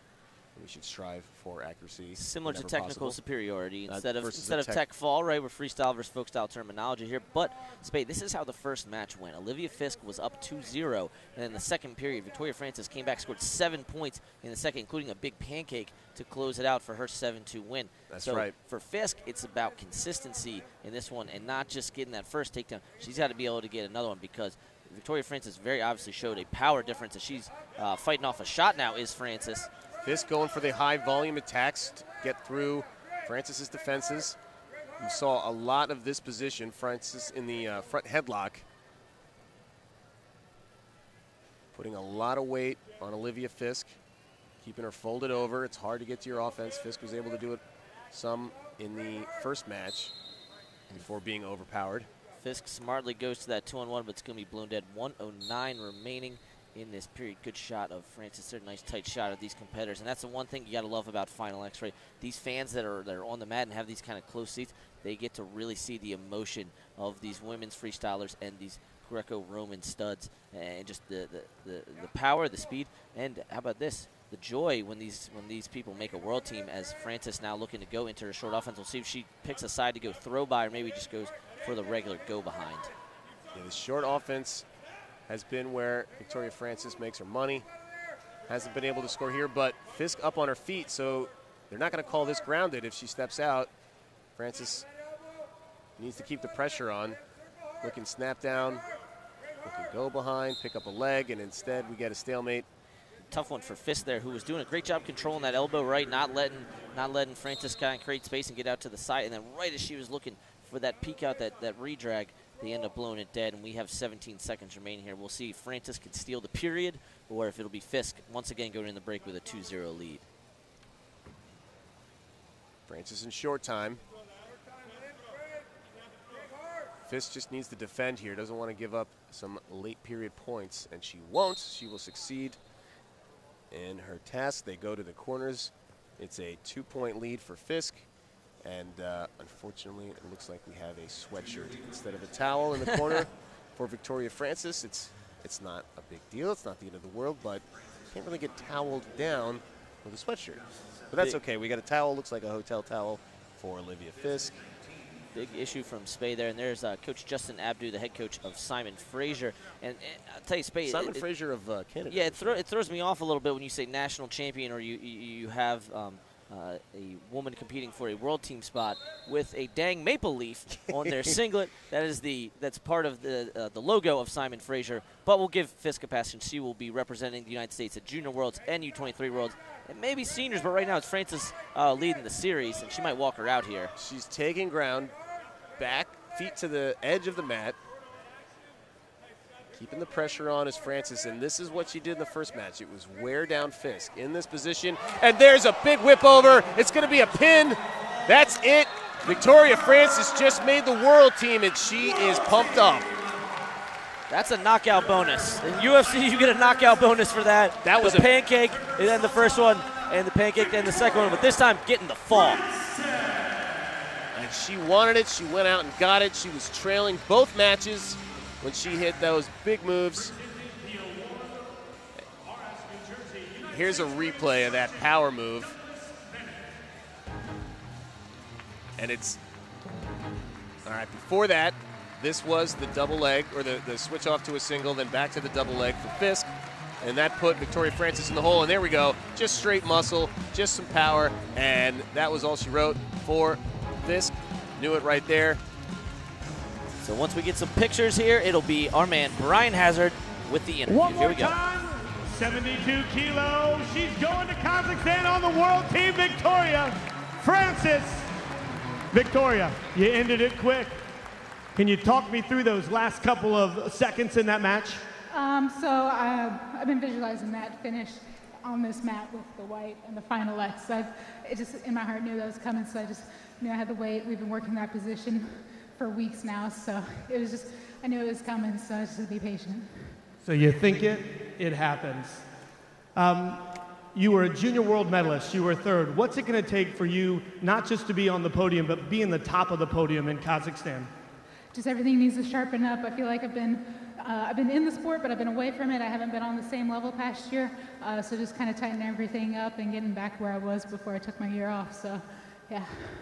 So one more time, let's put our hands together. Victoria Francis, your world team member, 72 kilograms.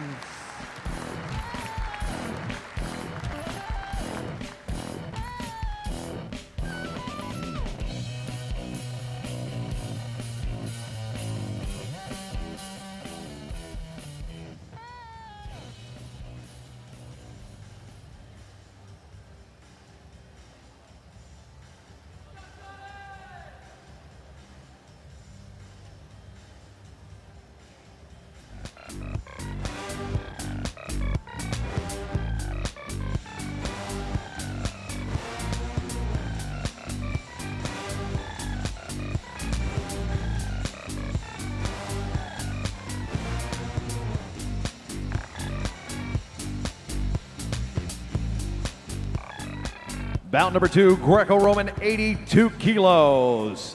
In the red, representing the United States Marine Corps, John Stefanowicz.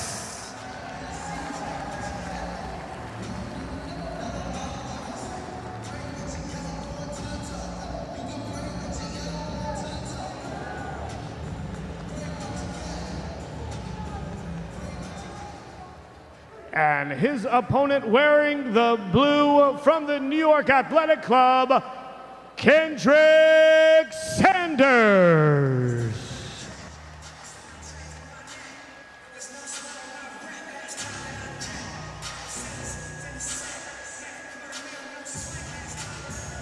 Last time that I checked, Spay, I'm having a damn ball here with you, buddy.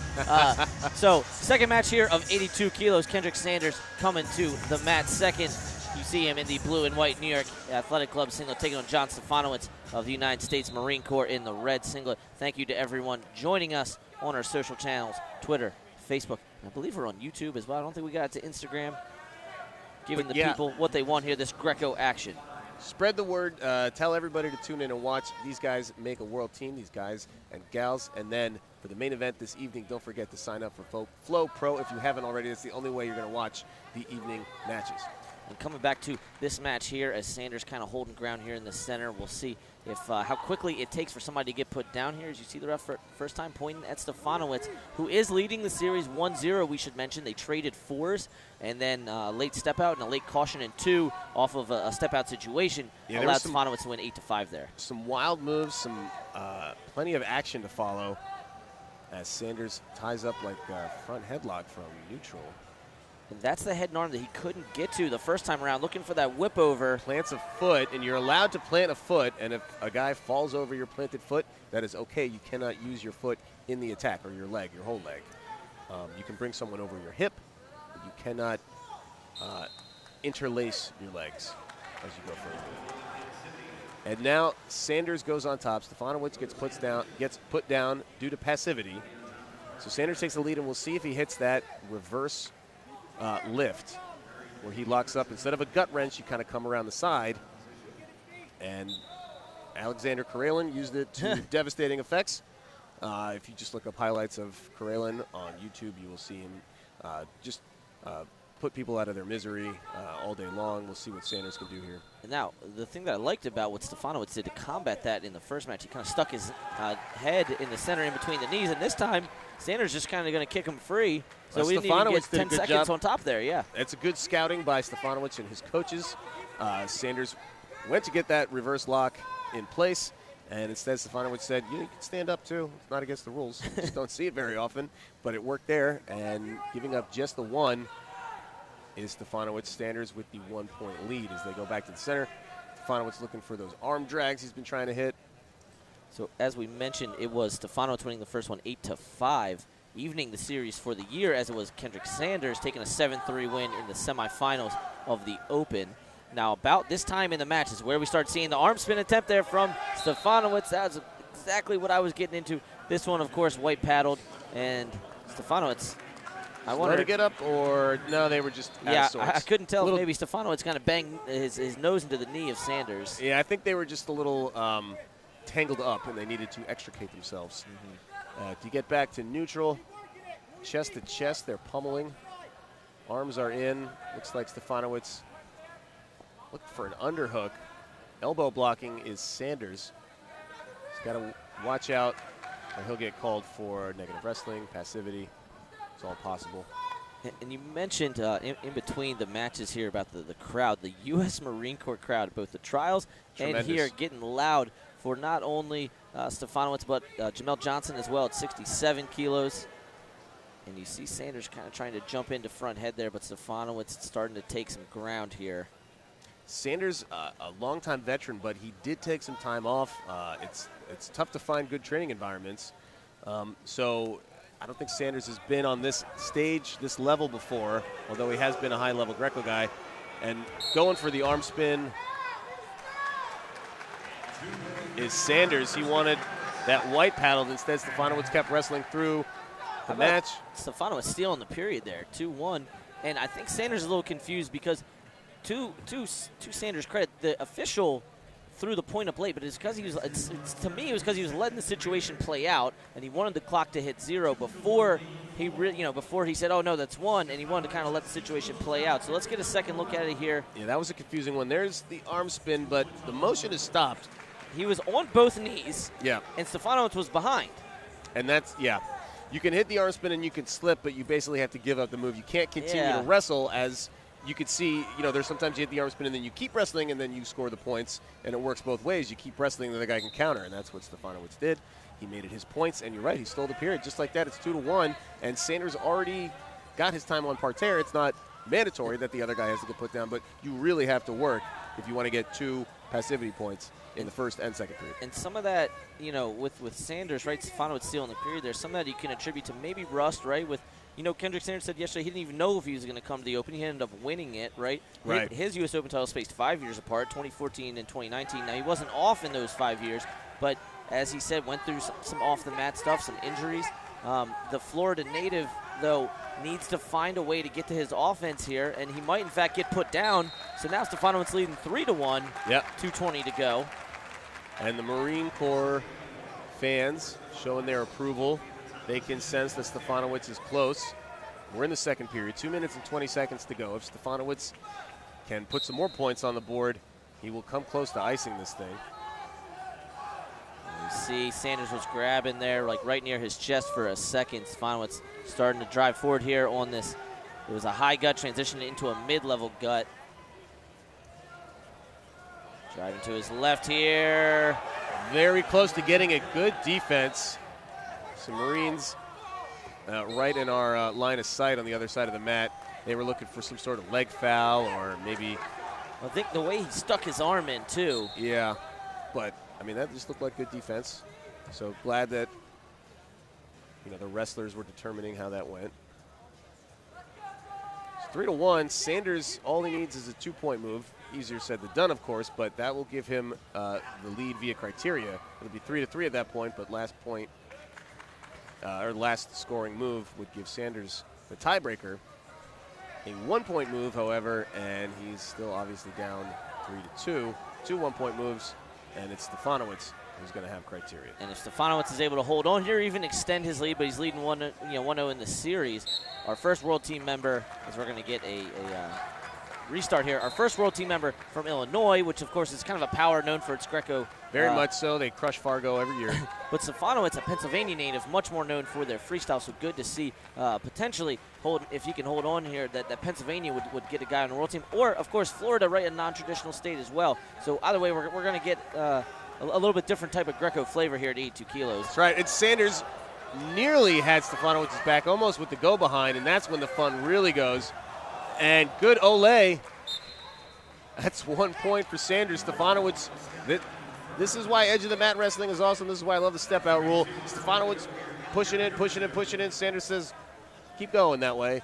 And he tumbles out of bounds. Sanders picks up a point, but Sanders still needs more than another 1-point move.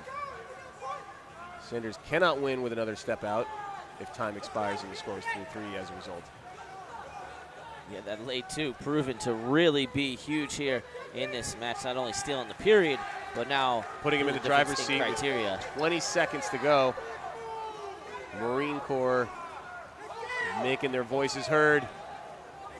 Kind of a super duck attempt by Sanders. Stefanowicz battling that righty collar tie. 10 seconds to go.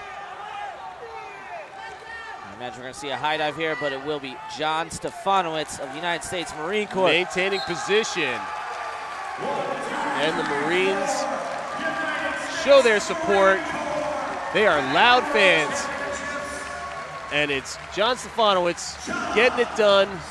Excellent effort. How about this, from Kendrick Sanders, but yeah. Knocking on the door, national team member. All of a sudden, John Stefanowicz, hungry. The Pennsylvania native getting on the World Team at 82 kilos, the big hug with Coach Lukitas. You can see all the placements in these domestic tournaments in our stat sheet here.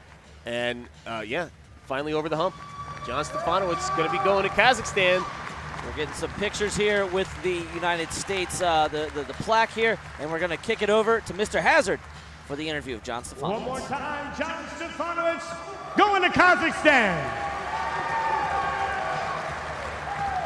John, you've been battling for a long time to get to this point, and you had to battle all the way through the challenge tournament just to get here to Final X. What's been the change this year to get you on this world team? Wife and kids. You know, they've been there. It's been really hard getting into the training environment and staying injury-free. So the support at home and the coaching staff has been bar none, and that's really been the change. And you can see that among our entire team as Marines. Speaking of that, as a Marine, not only will you be representing our country at the World Championships, but you're also serving our country every day as a United States Marine. Tell me how that goes together and how unbelievable that is as a feeling. I know one thing, you all know it out there. Ooh, freaking rah, right? I tell you what, it's been a hell of an opportunity. You know, I was joined about a decade ago and had a couple of stints where I went back and served my time in the fleet. And doing that and coming back out here, knowing it could be your last day, your last match, your last minute, you know, to ever do something you love again, that'll change a person's attitude. And that's been a huge part of this climb. Folks, put your hands together. 82 kilograms. He's going to Kazakhstan. John Stefanowicz.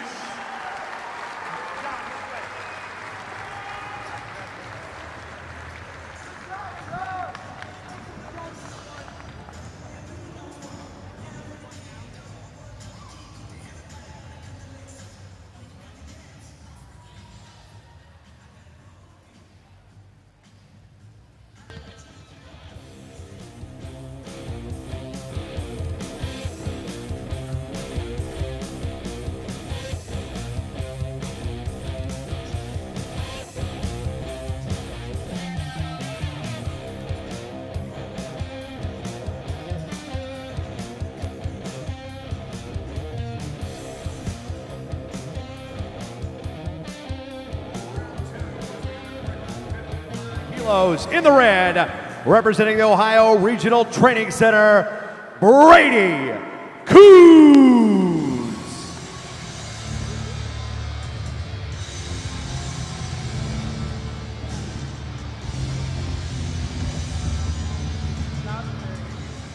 And wearing the blue, representing the United States Army World Class Athlete Program, Max Nowry.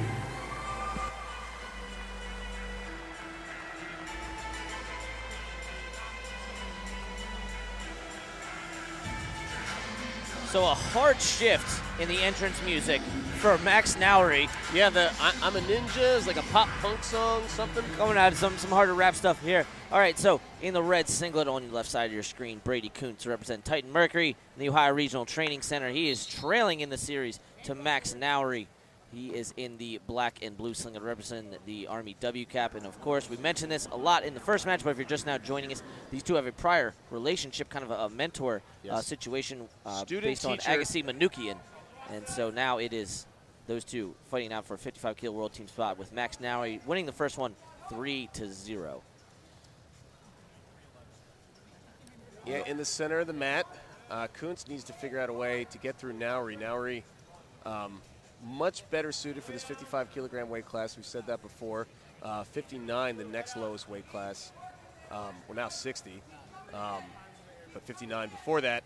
And it was just too much weight for Nowry to get by. So good to see him in a more natural weight class. Front head has Kuntz folded over in half. How about how quickly he snapped from that collar tie into the front head to the underhook.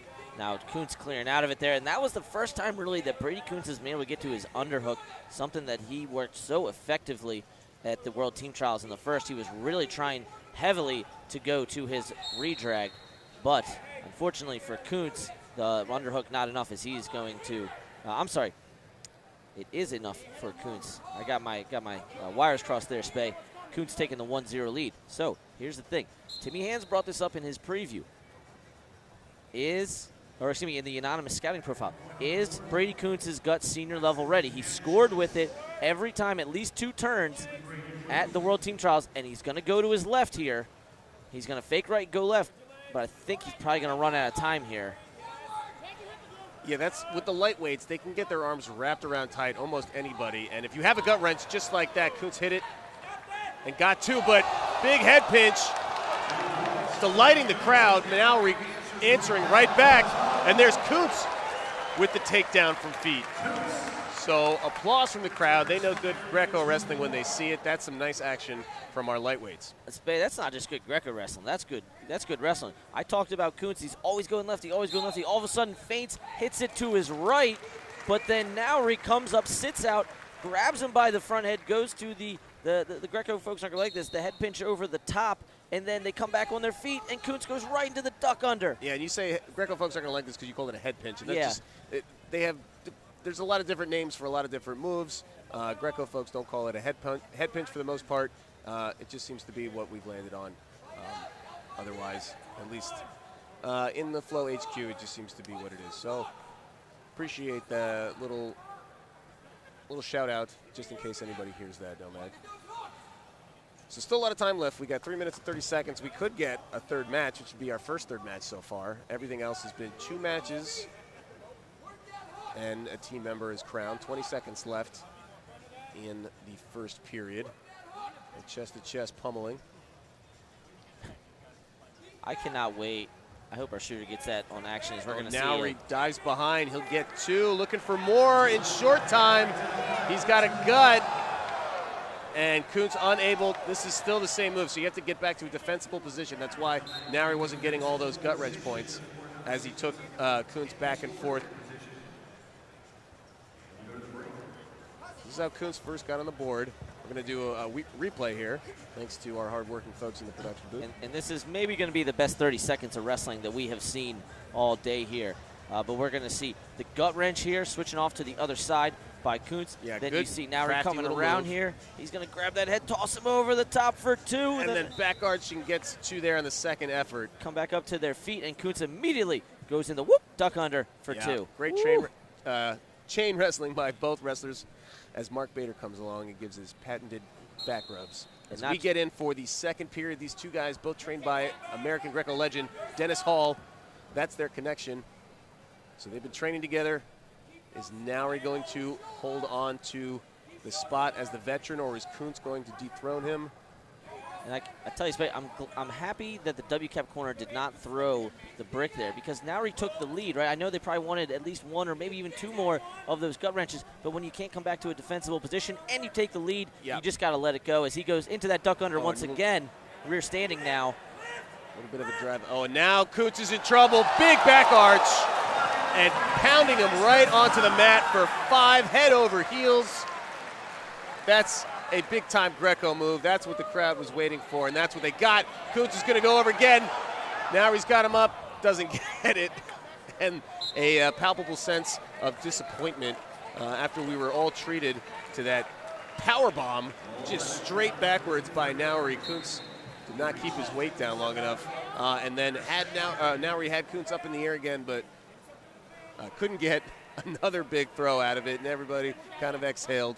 But what a delight when you get to see big moves like that. Tell you what, folks, I don't know what our content plan is in between sessions, but if we're going to run one match in this morning session, it should be this one. It absolutely should be. 11-5 on the board. Kuntz, if he could get to his gut wrench again, of course, Nowry obviously going to do everything he can not to let that happen, not to go down on parterre, but nobody's out of the match yet. 6-point lead, 2 more is going to be the tech fall for Nowry, but 90 seconds left for Brady Kuntz to mount a valiant comeback. Let's see what happens.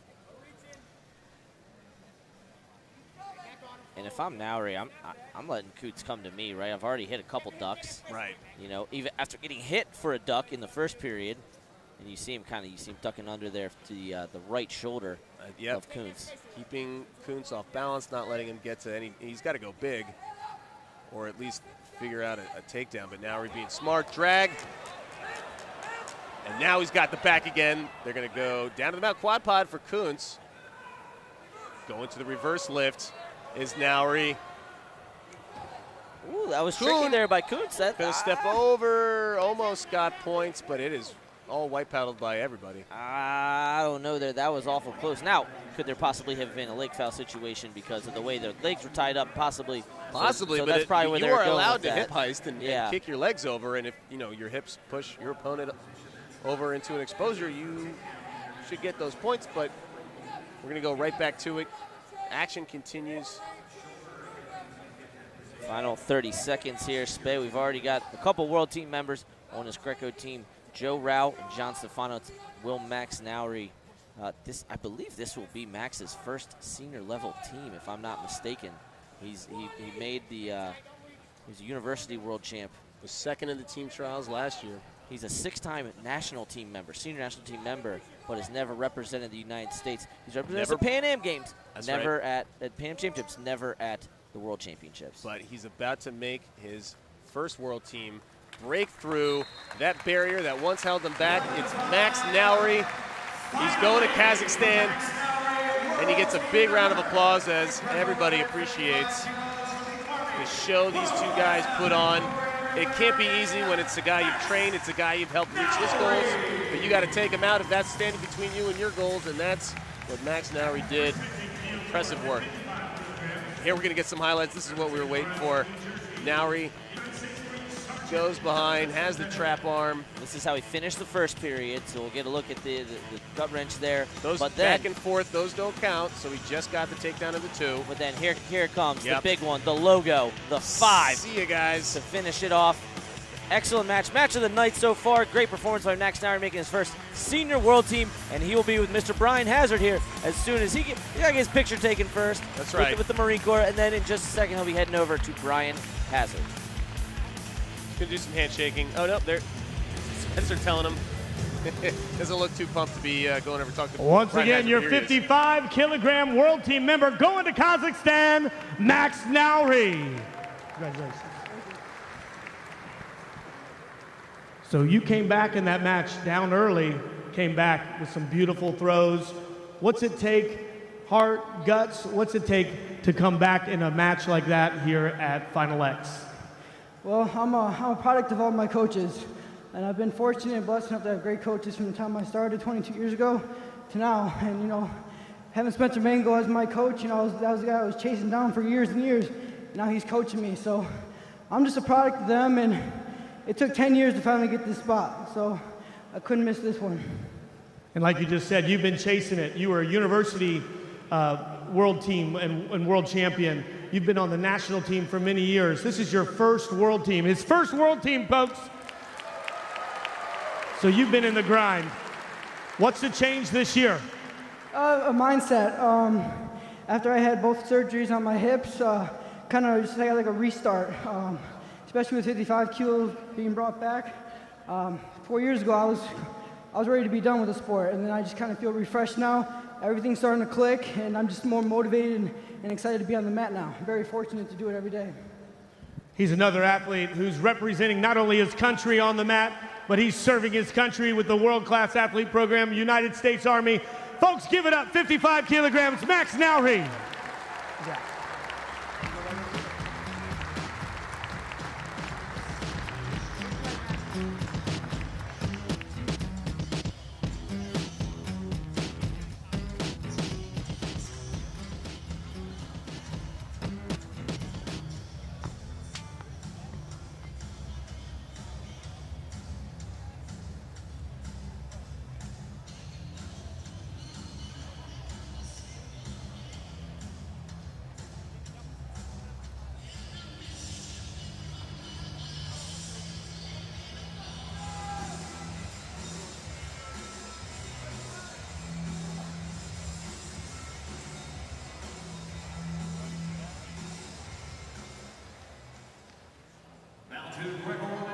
Seven kilos in the red, representing the United States Marine Corps, Jamel Johnson.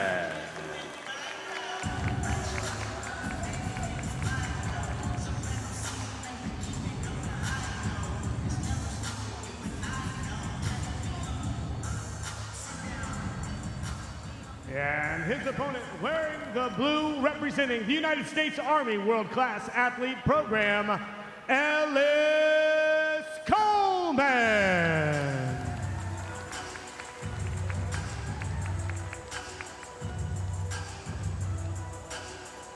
Ellis changed it up a little bit on the walkout song in a second. Said he's a big Drake fan. Coming out to Drake here. He is in the blue singlet representing the United States Army World-Class Athlete Program, taking on Indy. Going the bright yellow. Yeah, very yellow, probably gold, but I mean, those are the Marine Corps colors, the Yes, yellow and orange. Absolutely. And then with the red trim, Jamel Johnson. Now it's Coleman leading the series 1-0. Johnson was able to get Coleman put down the first, and then in the second, Coleman got Johnson put down, got a gut, and then the big four to finish it off. Dare I say Ellis Coleman went turbo team and just broke the match wide open. It was impressive work. Coleman's about serious hand fighting here at the edge. He's about to be part of the turbo team here for, I believe, the 6th time in his career. We'll see if we can get that counted up. Coleman taking ground from Johnson. Johnson basically just trying to hang in there at this point. Good aggressive start with the hand fighting by Ellis Coleman. Now he's loading up an underhook, looking for that second arm. Looking for his lock of choice. So you see the ref pointing at red as Coleman digs an underhook on the left side, an underhook on the right side. Johnson trying to clear out here, but it's Coleman holding center, and it will be Coleman taking the 1-0 lead. 1:52 remaining in this first period. You could tell the way Coleman came out with the heavy hands and in the hand fighting, and Johnson was playing more defense, that this was a pretty obvious call to put Johnson down on the mat first. Coleman covers, and we get some parterre action. Ellis Coleman again with those ridiculous long arm span. He's able to go elbow to elbow at 67 kilos. That makes life miserable for the guy on bottom. Trying to get a gut to the left, doesn't go. Second attempt, popping the hips. And there's two. And calls from the corner to say Johnson is crawling out of bounds. Looking for a lift. Coleman trying to step and clear the legs. He's got it loaded up. It's slipping though, it's a low gut. there's the toss. We're going to get just two, because Johnson did not land in danger, but he did expose. And that, ladies and gentlemen, is the importance of parterre and Greco-Roman. 12 points in this series for Ellis Coleman. Man, would you say guts have become a thing here at Final I would X? say guts have become a thing this year. Ellis Coleman looking to make his 4th senior world team plus his 2012 Olympic spot. That's right. So he 5 was times representing the USA. An Olympian by way of the flying squirrel, which he famously hit, made lots of rounds in the early days of social media and viral clips. And I gave him an opportunity to say, hey, you know, for those people who maybe only remember you from the flying squirrel, you know, what would you say to this now more mature, right? He's got a couple kids now. That's right. He's like, oh, no, I'm still the flying squirrel. That's right. I own that. Twitter handle, the flying squirrel. It's not something you can go to the well too often to hit, but when it does land, as it did when Coleman needed it back in 2012, it sure looks fun. For the Marine Corps, right, they still get a guy on the world team in John Stefanowicz. They're going to have more opportunities at Final X. Lincoln, Coleman here maybe going to get a chance to finish it off. 8 seconds remaining, walking him towards the edge. And Johnson wanting no part in this next action, in danger of giving up another passivity or negative wrestling penalty. So obviously 3 minutes left here for Jamel Johnson. But again, the Marine Corps has to be very pleased with their performance, getting 2 guys to Final X Rutgers. And Final X Lincoln on your board right there. How about let's go to Final X Lincoln. You and I will once again be calling the first session there. For those of us watching right now on Twitter and Facebook and YouTube, that'll be the same way you can watch session 1 at Lincoln on June 15th. But then again, you're going to need that Flow Pro membership to watch the night session, the 6 p.m. session tonight, and the 6 p.m. session for Final X Lincoln. Do yourself a favor. That membership is good all year long, and you get all the great wrestling content that comes with it. I hope you will consider it. In the meantime, consider paying attention here to the center of the mat. Coleman pounces on Johnson, but that was a arm throw slip. So that is what the white paddles you see by the judge and chairman on the side of the mat. There are 3 officials working every international UWW match. And by the way, great job by Johnson on the Final X socks. Just noticing that now. Oh, very much so. Yeah, good call. The way that obviously strength is so important in wrestling, right? The way it plays out in Greco, the ability to hold center, right, and then kind of march guys towards the edge, that's where you're really seeing the difference right now in Coleman and Johnson. Is Johnson's going to have a hard time getting Coleman put down here, even clearing through his ties to get the offense of his own. So Coleman, he's skinny, taller guy, but a lot of power. He's able to get the leverage, the torque in the positions with those long limbs. There are games of inches out there, and Greco is a game of millimeters and of grams of weight being pushed in mass in different positions. It just takes a tiny little change or an anticipation of where the weight is going to be of your opponent, on which heel, on which hip, and that could be the difference maker. 1:45 to go in this final period of this match. It could be the final period of Jamel Johnson's Final X experience. Ellis Coleman keeping the pressure on, continues to take ground, and you don't see it often, but Johnson's going to go down on the mat for the 2nd time. Gives up his 2nd passivity point, and Coleman gets another shot at parterre and a shot to end this with 2 more points. They'll have the 8-0 tech. And kind of similar. Now, look, I was talking to Ellis Coleman and Kamal Bey yesterday, right? Both Chicago guys, both RPF guys. Kamal's like, hey, 4 throws, I'm out of here. Ellis is like, I'll get 6 gut wrenches and out of here. So not quite according to plan, but pretty close here. And if he gets it, he'll finish it off with an 8-0 tech. Remember, the tech is 8 in Greco, 10 in freestyle. Now maybe looking to go to a lift here. Johnson fighting for his life. You see him grimacing there. He knows 1 turn, and that's it. And he will live to fight for potentially another 1 minute and 8 seconds. And you hate to talk about moral victories when you're trying to fight for a world team, but a little bit of a moral victory there, not giving up the turn for Jamel. So even making those micro adjustments and those progressions in the match. Yeah. And it's best 2 out of 3, and that first match wasn't that long ago. So endurance, guys are used to wrestling in tournaments, but rarely do they have the final toughest match like that back-to-back, depending on the tournament. But so endurance and lung capacity, very much a factor here. Coleman does not seem to be affected. He continues to hold center without much difficulty. Johnson really hasn't threatened very much. So looking like it'll be the final Greco match of the morning session for us. Joe Rao getting a World Team member for Titan Mercury. John Stefanowicz getting a World Team member for the U.S. Marine Corps. And now, after Max Nowry just won the 55-kilo World Team spot, it appears as though Ellis Coleman will get a second World Team member for the World Class Athlete program, as he is up 6-0 with 10 seconds remaining over Jamel Johnson. Johnson pushing in. He's not giving up. He's not going down without a fight, but Coleman built too big of a lead for Johnson to overcome, and that'll do it. Great fight, but Ellis Coleman, impressive display. He's got some skills. Hopefully that gut wrench is going to be working in his favor in Kazakhstan, because he's a guy that can go deep in an international bracket. He's got the experience. Hopefully he can get something done. An Olympian, a two-time Junior World Bronze medalist. He said he's been watching a lot of that Junior World Bronze film, and you see, he said, you know, kind of scoring points on his feet that he was back then, that he's not now. So I'm sure he's going to try to go to that well that he found. We're going to get some looks at the highlights here as you see. There's the gut wrench.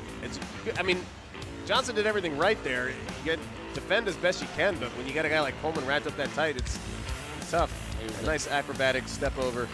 Correct throw, and our man Brian Hazard is waiting once again for Ellis Coleman to talk about making his fourth World Team. Going to Kazakhstan, Ellis Coleman. So 9-1 your first match, 6-0 second match, and most of your points today were scored with some filthy stuff on top. You're great on parterre. Where do you get that power? I always had a gut wrench since I was young. Back in the Fargo days, that was my best move, and so it's still my best move now. And I'm just trying to fine tune and find ways to get to it easier and be able to score my turn on everybody now. It was awesome. So this is your 6th World Team, including your Olympic year. Is this your year? I feel like every year is my year, you know. But I battled a lot of injuries. I feel like a vet. I've been on the senior level for about 8 years now. I was off the mat for 4 years. Broke my elbow, broke my ankle, tore my hamstring. Just a big list of injuries. And so I try to keep a positive mindset, you know. And I got 2 daughters now, a beautiful wife. So with them, you know, behind my side, behind my back, and help push me all the time, you know, anything's possible. And with God's grace as well. So, folks, again, another world-class athlete, world-class United States Army member, serving our country and representing our country, 67 kilos, Ellis Coleman. Congratulations.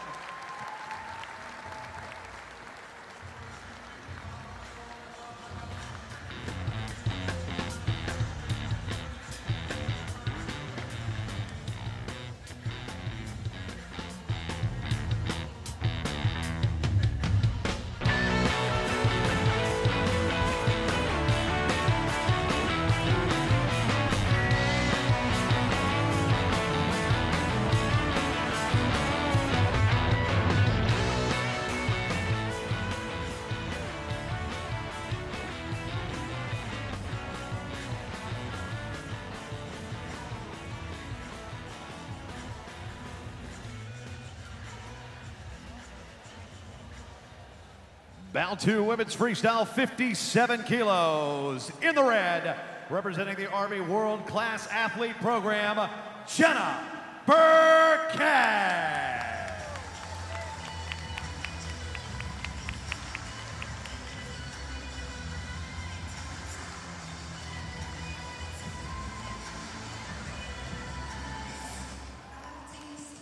And her opponent wearing the blue, representing Titan Mercury Wrestling Club, Becca Leathers.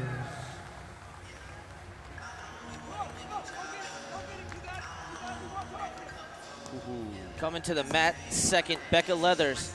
Now, she's wearing the blue singlet. That's the Tar Heel Wrestling Club She's colors. got the Tar Heel trim with the Carolina blue. Both these women look very determined right now. They have the mean mugs on. Jenna Burkett leading 1-0 in the series, going with it. Now she said she was going to do this, right? The Rutgers and Adidas school wearing the black and red of the Scarlet Knights. Yeah, she tweeted it out. Anthony Ashnold said, "Looks good." That's the look. That's the style. So she's wearing her red. Is that the finishing color for her? We'll see. Becca Leathers trailing 1-0. If she wins here, we'll get a third. As the snap down go behind for Jenna Burkett gives her the early lead. So trying to make this a 2-match series.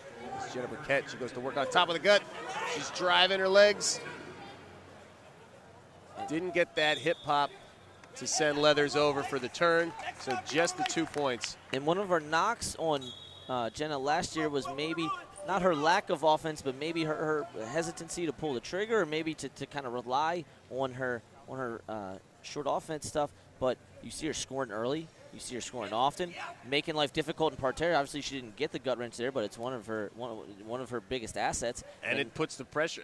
It's not fun defending a gut wrench that tough. So up 1-0 in the series, won the first match 4-2. Again, got an early takedown there as well, as she's looking to go to she's got a Russian 2-on-1 tie. here.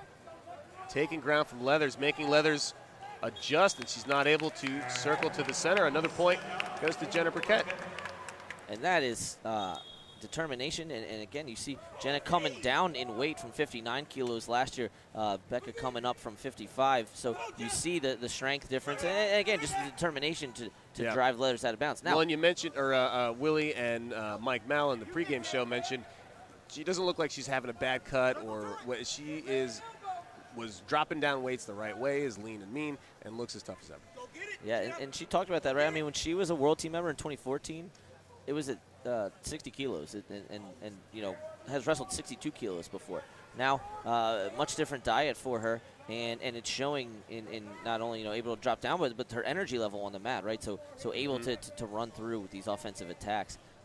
Leading 3-0 right now, but you see Leathers maybe going to that double unders. Yeah, and you know Leathers has a extensive repertoire, training with Kenny Monday and Coleman Scott. She's learning from the best, from the masters of the sport, and she came up, you know, steeped in wrestling. She was one of the first of her generation that was, you know, wrestling full-time, wrestling high school, wrestling in college, and I'd like to see if she can open it up a little bit and reach into that bag of tricks and get back in this match. She's trailing 3-0 with about 35 seconds to go in the first period. Excellent point there, Spade. Both of these two really, you know, 10 years ago, whatever, when they were cadets, or maybe even a little younger cadets, still in middle school, you kind of would have expected these two to be on the scene. Burkett 3 years, Leathers senior, but Burkett was multiple-time, you know, wrestler of the year coming up in high school, and Leathers a junior world medalist, multiple-time age-level world team member. So this is kind of what's to be expected. These are the only two that were both in Final X last year of all of our Session 1 wrestlers, as Leathers looking to kind of maybe score some points here off this over-under. 3 seconds to go. She's taking ground but does not pull the trigger, so they walk to their corners. We got a quarter-length towel, and that is the technique from the legendary Coach Monday, over the head, creating a good fan motion for Becca Leathers. There's Jenna Burkett on your screen getting toweled down with another quarter-length hotel towel. Coach Saraki and Coach Jermaine Hodge there in the W-cap corner, and as Spade mentioned, Kenny Monday and Coleman Scott in Leathers corner. And one thing that I've seen, and maybe they're just paying lip service to it, but you look at Kenny Monday's social media, and those girls are on the track all the time. He wants them to be in shape in the second period, and again, Jenna didn't score any points in the second period. Becca got her takedown, was in on a shot late, could have come back and would have won on criteria had she finished that. So Jenna cannot lay off the gas here in this second period. Absolutely not. We're underway in the second. Throw by. Look at it, take feet to back instead.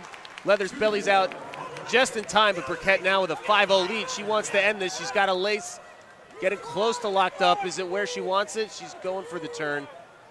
This could be our final period of the first session.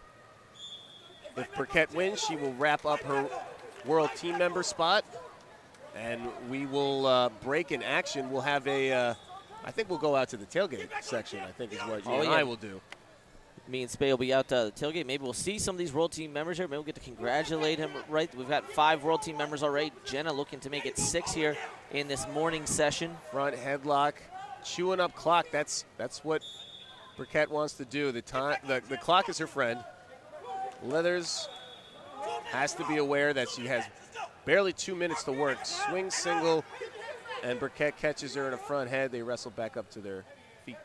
And Spay, when I'm talking about these two coming up, right, you're looking at Jenna, who, like I said, is continuing to push the pace here. Jenna wrestled in the first Youth Olympic Games back in 2010, right? So we've had 3 of those now, and, we've seen, like, Dayton Fix come through there on the men's side, right? Chandler Rogers as well. And then a 3-time junior world team member. So this is kind of what we always expected for Jenna. The progression that the whole program and now was planning on taking. At 26 years old, she's in the prime of her career. She's at an Olympic weight. She's looking to medal this year and qualify the weight next year for the Olympic Games. For the Olympic Games, we should point out that Helen Maroulis is not here at Final X, obviously. She was not on the mat pretty much all year. She has been injured. She had to deal with a concussion not that long ago. She did make the 2018 team, but obviously she went 0-1 in Budapest. So this spot right now could be totally up for grabs. Helen could come back, or we could be looking at a potential Olympic team trials and finals match here. And that's the thing, right? Jenna talked about, she said, I didn't go the Olympic weight in 2015, and it didn't sit well with me. I started my cut too late, and I couldn't make the team. Well, she now wants to be in control of qualifying this weight for the games. And again, not to take anything away from the wrestlers on the mat, but Helen is a world champion and an Olympic champion. So the advantage that Jenna could get now here, if she can close out this match, go get that medal in Kazakhstan, be sitting in the trials finals, and have to make Helen run through, if Helen does compete next year, run through the Olympic trials could be a huge advantage for her. And time running out on Becca Leathers. If the score holds, it's going to be a shutout victory. Double leg shot from Leathers. She's got her base on her, but Burkett, this is how she won the last match in this sprawl position, chewing up clock, making it tough for Leathers to finish. She can't finish. She didn't finish in the first match. She's not finishing here. Down to the final 10 seconds. It looks like Jenna Burkett is getting back on a world team. We're going to close out this session. Appreciate all the fans watching on social media. Get your Flow Pro accounts for the evening session. Only way to watch is on Flow Pro, and it is going to be pretty rad. I can't wait for those matches. In the meantime, let's congratulate Jenna Burkett for making this team. Spay, I had a great time calling this with you. I bet Jenna had a ball making her 3rd world team. She pointed to the Army, right, wearing the black and red of the Scarlet Knights. And I think, Spay, this is going to be it for me and you, as we're going to kick it over to Mike and Willie after, of course, we get the pictures. We get the pictures of holding the plaque, and then Brian Hazard will talk to him, and then we'll kick it over to Mike and Willie. Spay, thank you so much, buddy. I had a great time with you today, man. It's been a blast. I look forward to Final X Lincoln. Look forward to the evening session, and Willie and Mike Mal are going to be up next after our man Brian Hazard. Thanks. See you next time. Bye-bye. So closing out session number 1, folks, put your hands together. Jenna Burkett, world team member going to Kazakhstan.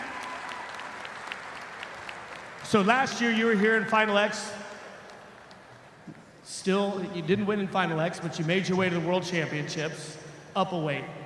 You're down a weight this year. How do you feel at the weight? I feel great. This is what I weigh. It's leading into an Olympic year, so it's my job now to qualify the weight. And it's an honor, and I'm going to represent us, so we're going to get it done. So again, it's an honor for me to be here with you. You're representing the world-class athlete program. You're a member of the United States Army. Tell me a little bit how important it is for you not only to defend our country, but also just be responsible on the mat here for the United States. It's an honor and a privilege to be a United States soldier. It's 3 of us now that just made the team. We got another one that's going to make it tonight. We'll have 4 Army soldiers going to Kazakhstan, and it's a privilege. Before I stepped down the mat, I just kept saying the soldier's creed in my head. I just kept telling myself, I'll never accept defeat. And, in that minute, I kept hearing my coaches yelling at me, and I knew, I'm going to get it done and bring it home. Well, you definitely got it done, and you're going to Kazakhstan.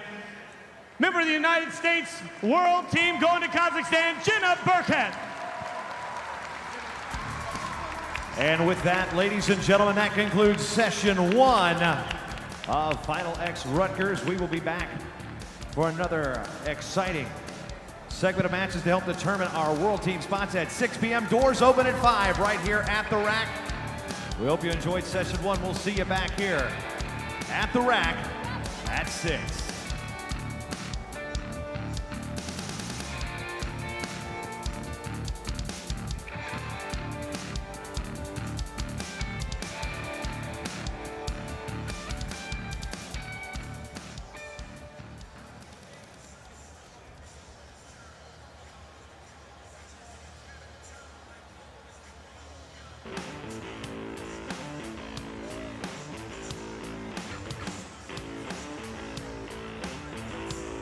Willie, Final Act Session 1 in the books. What a show.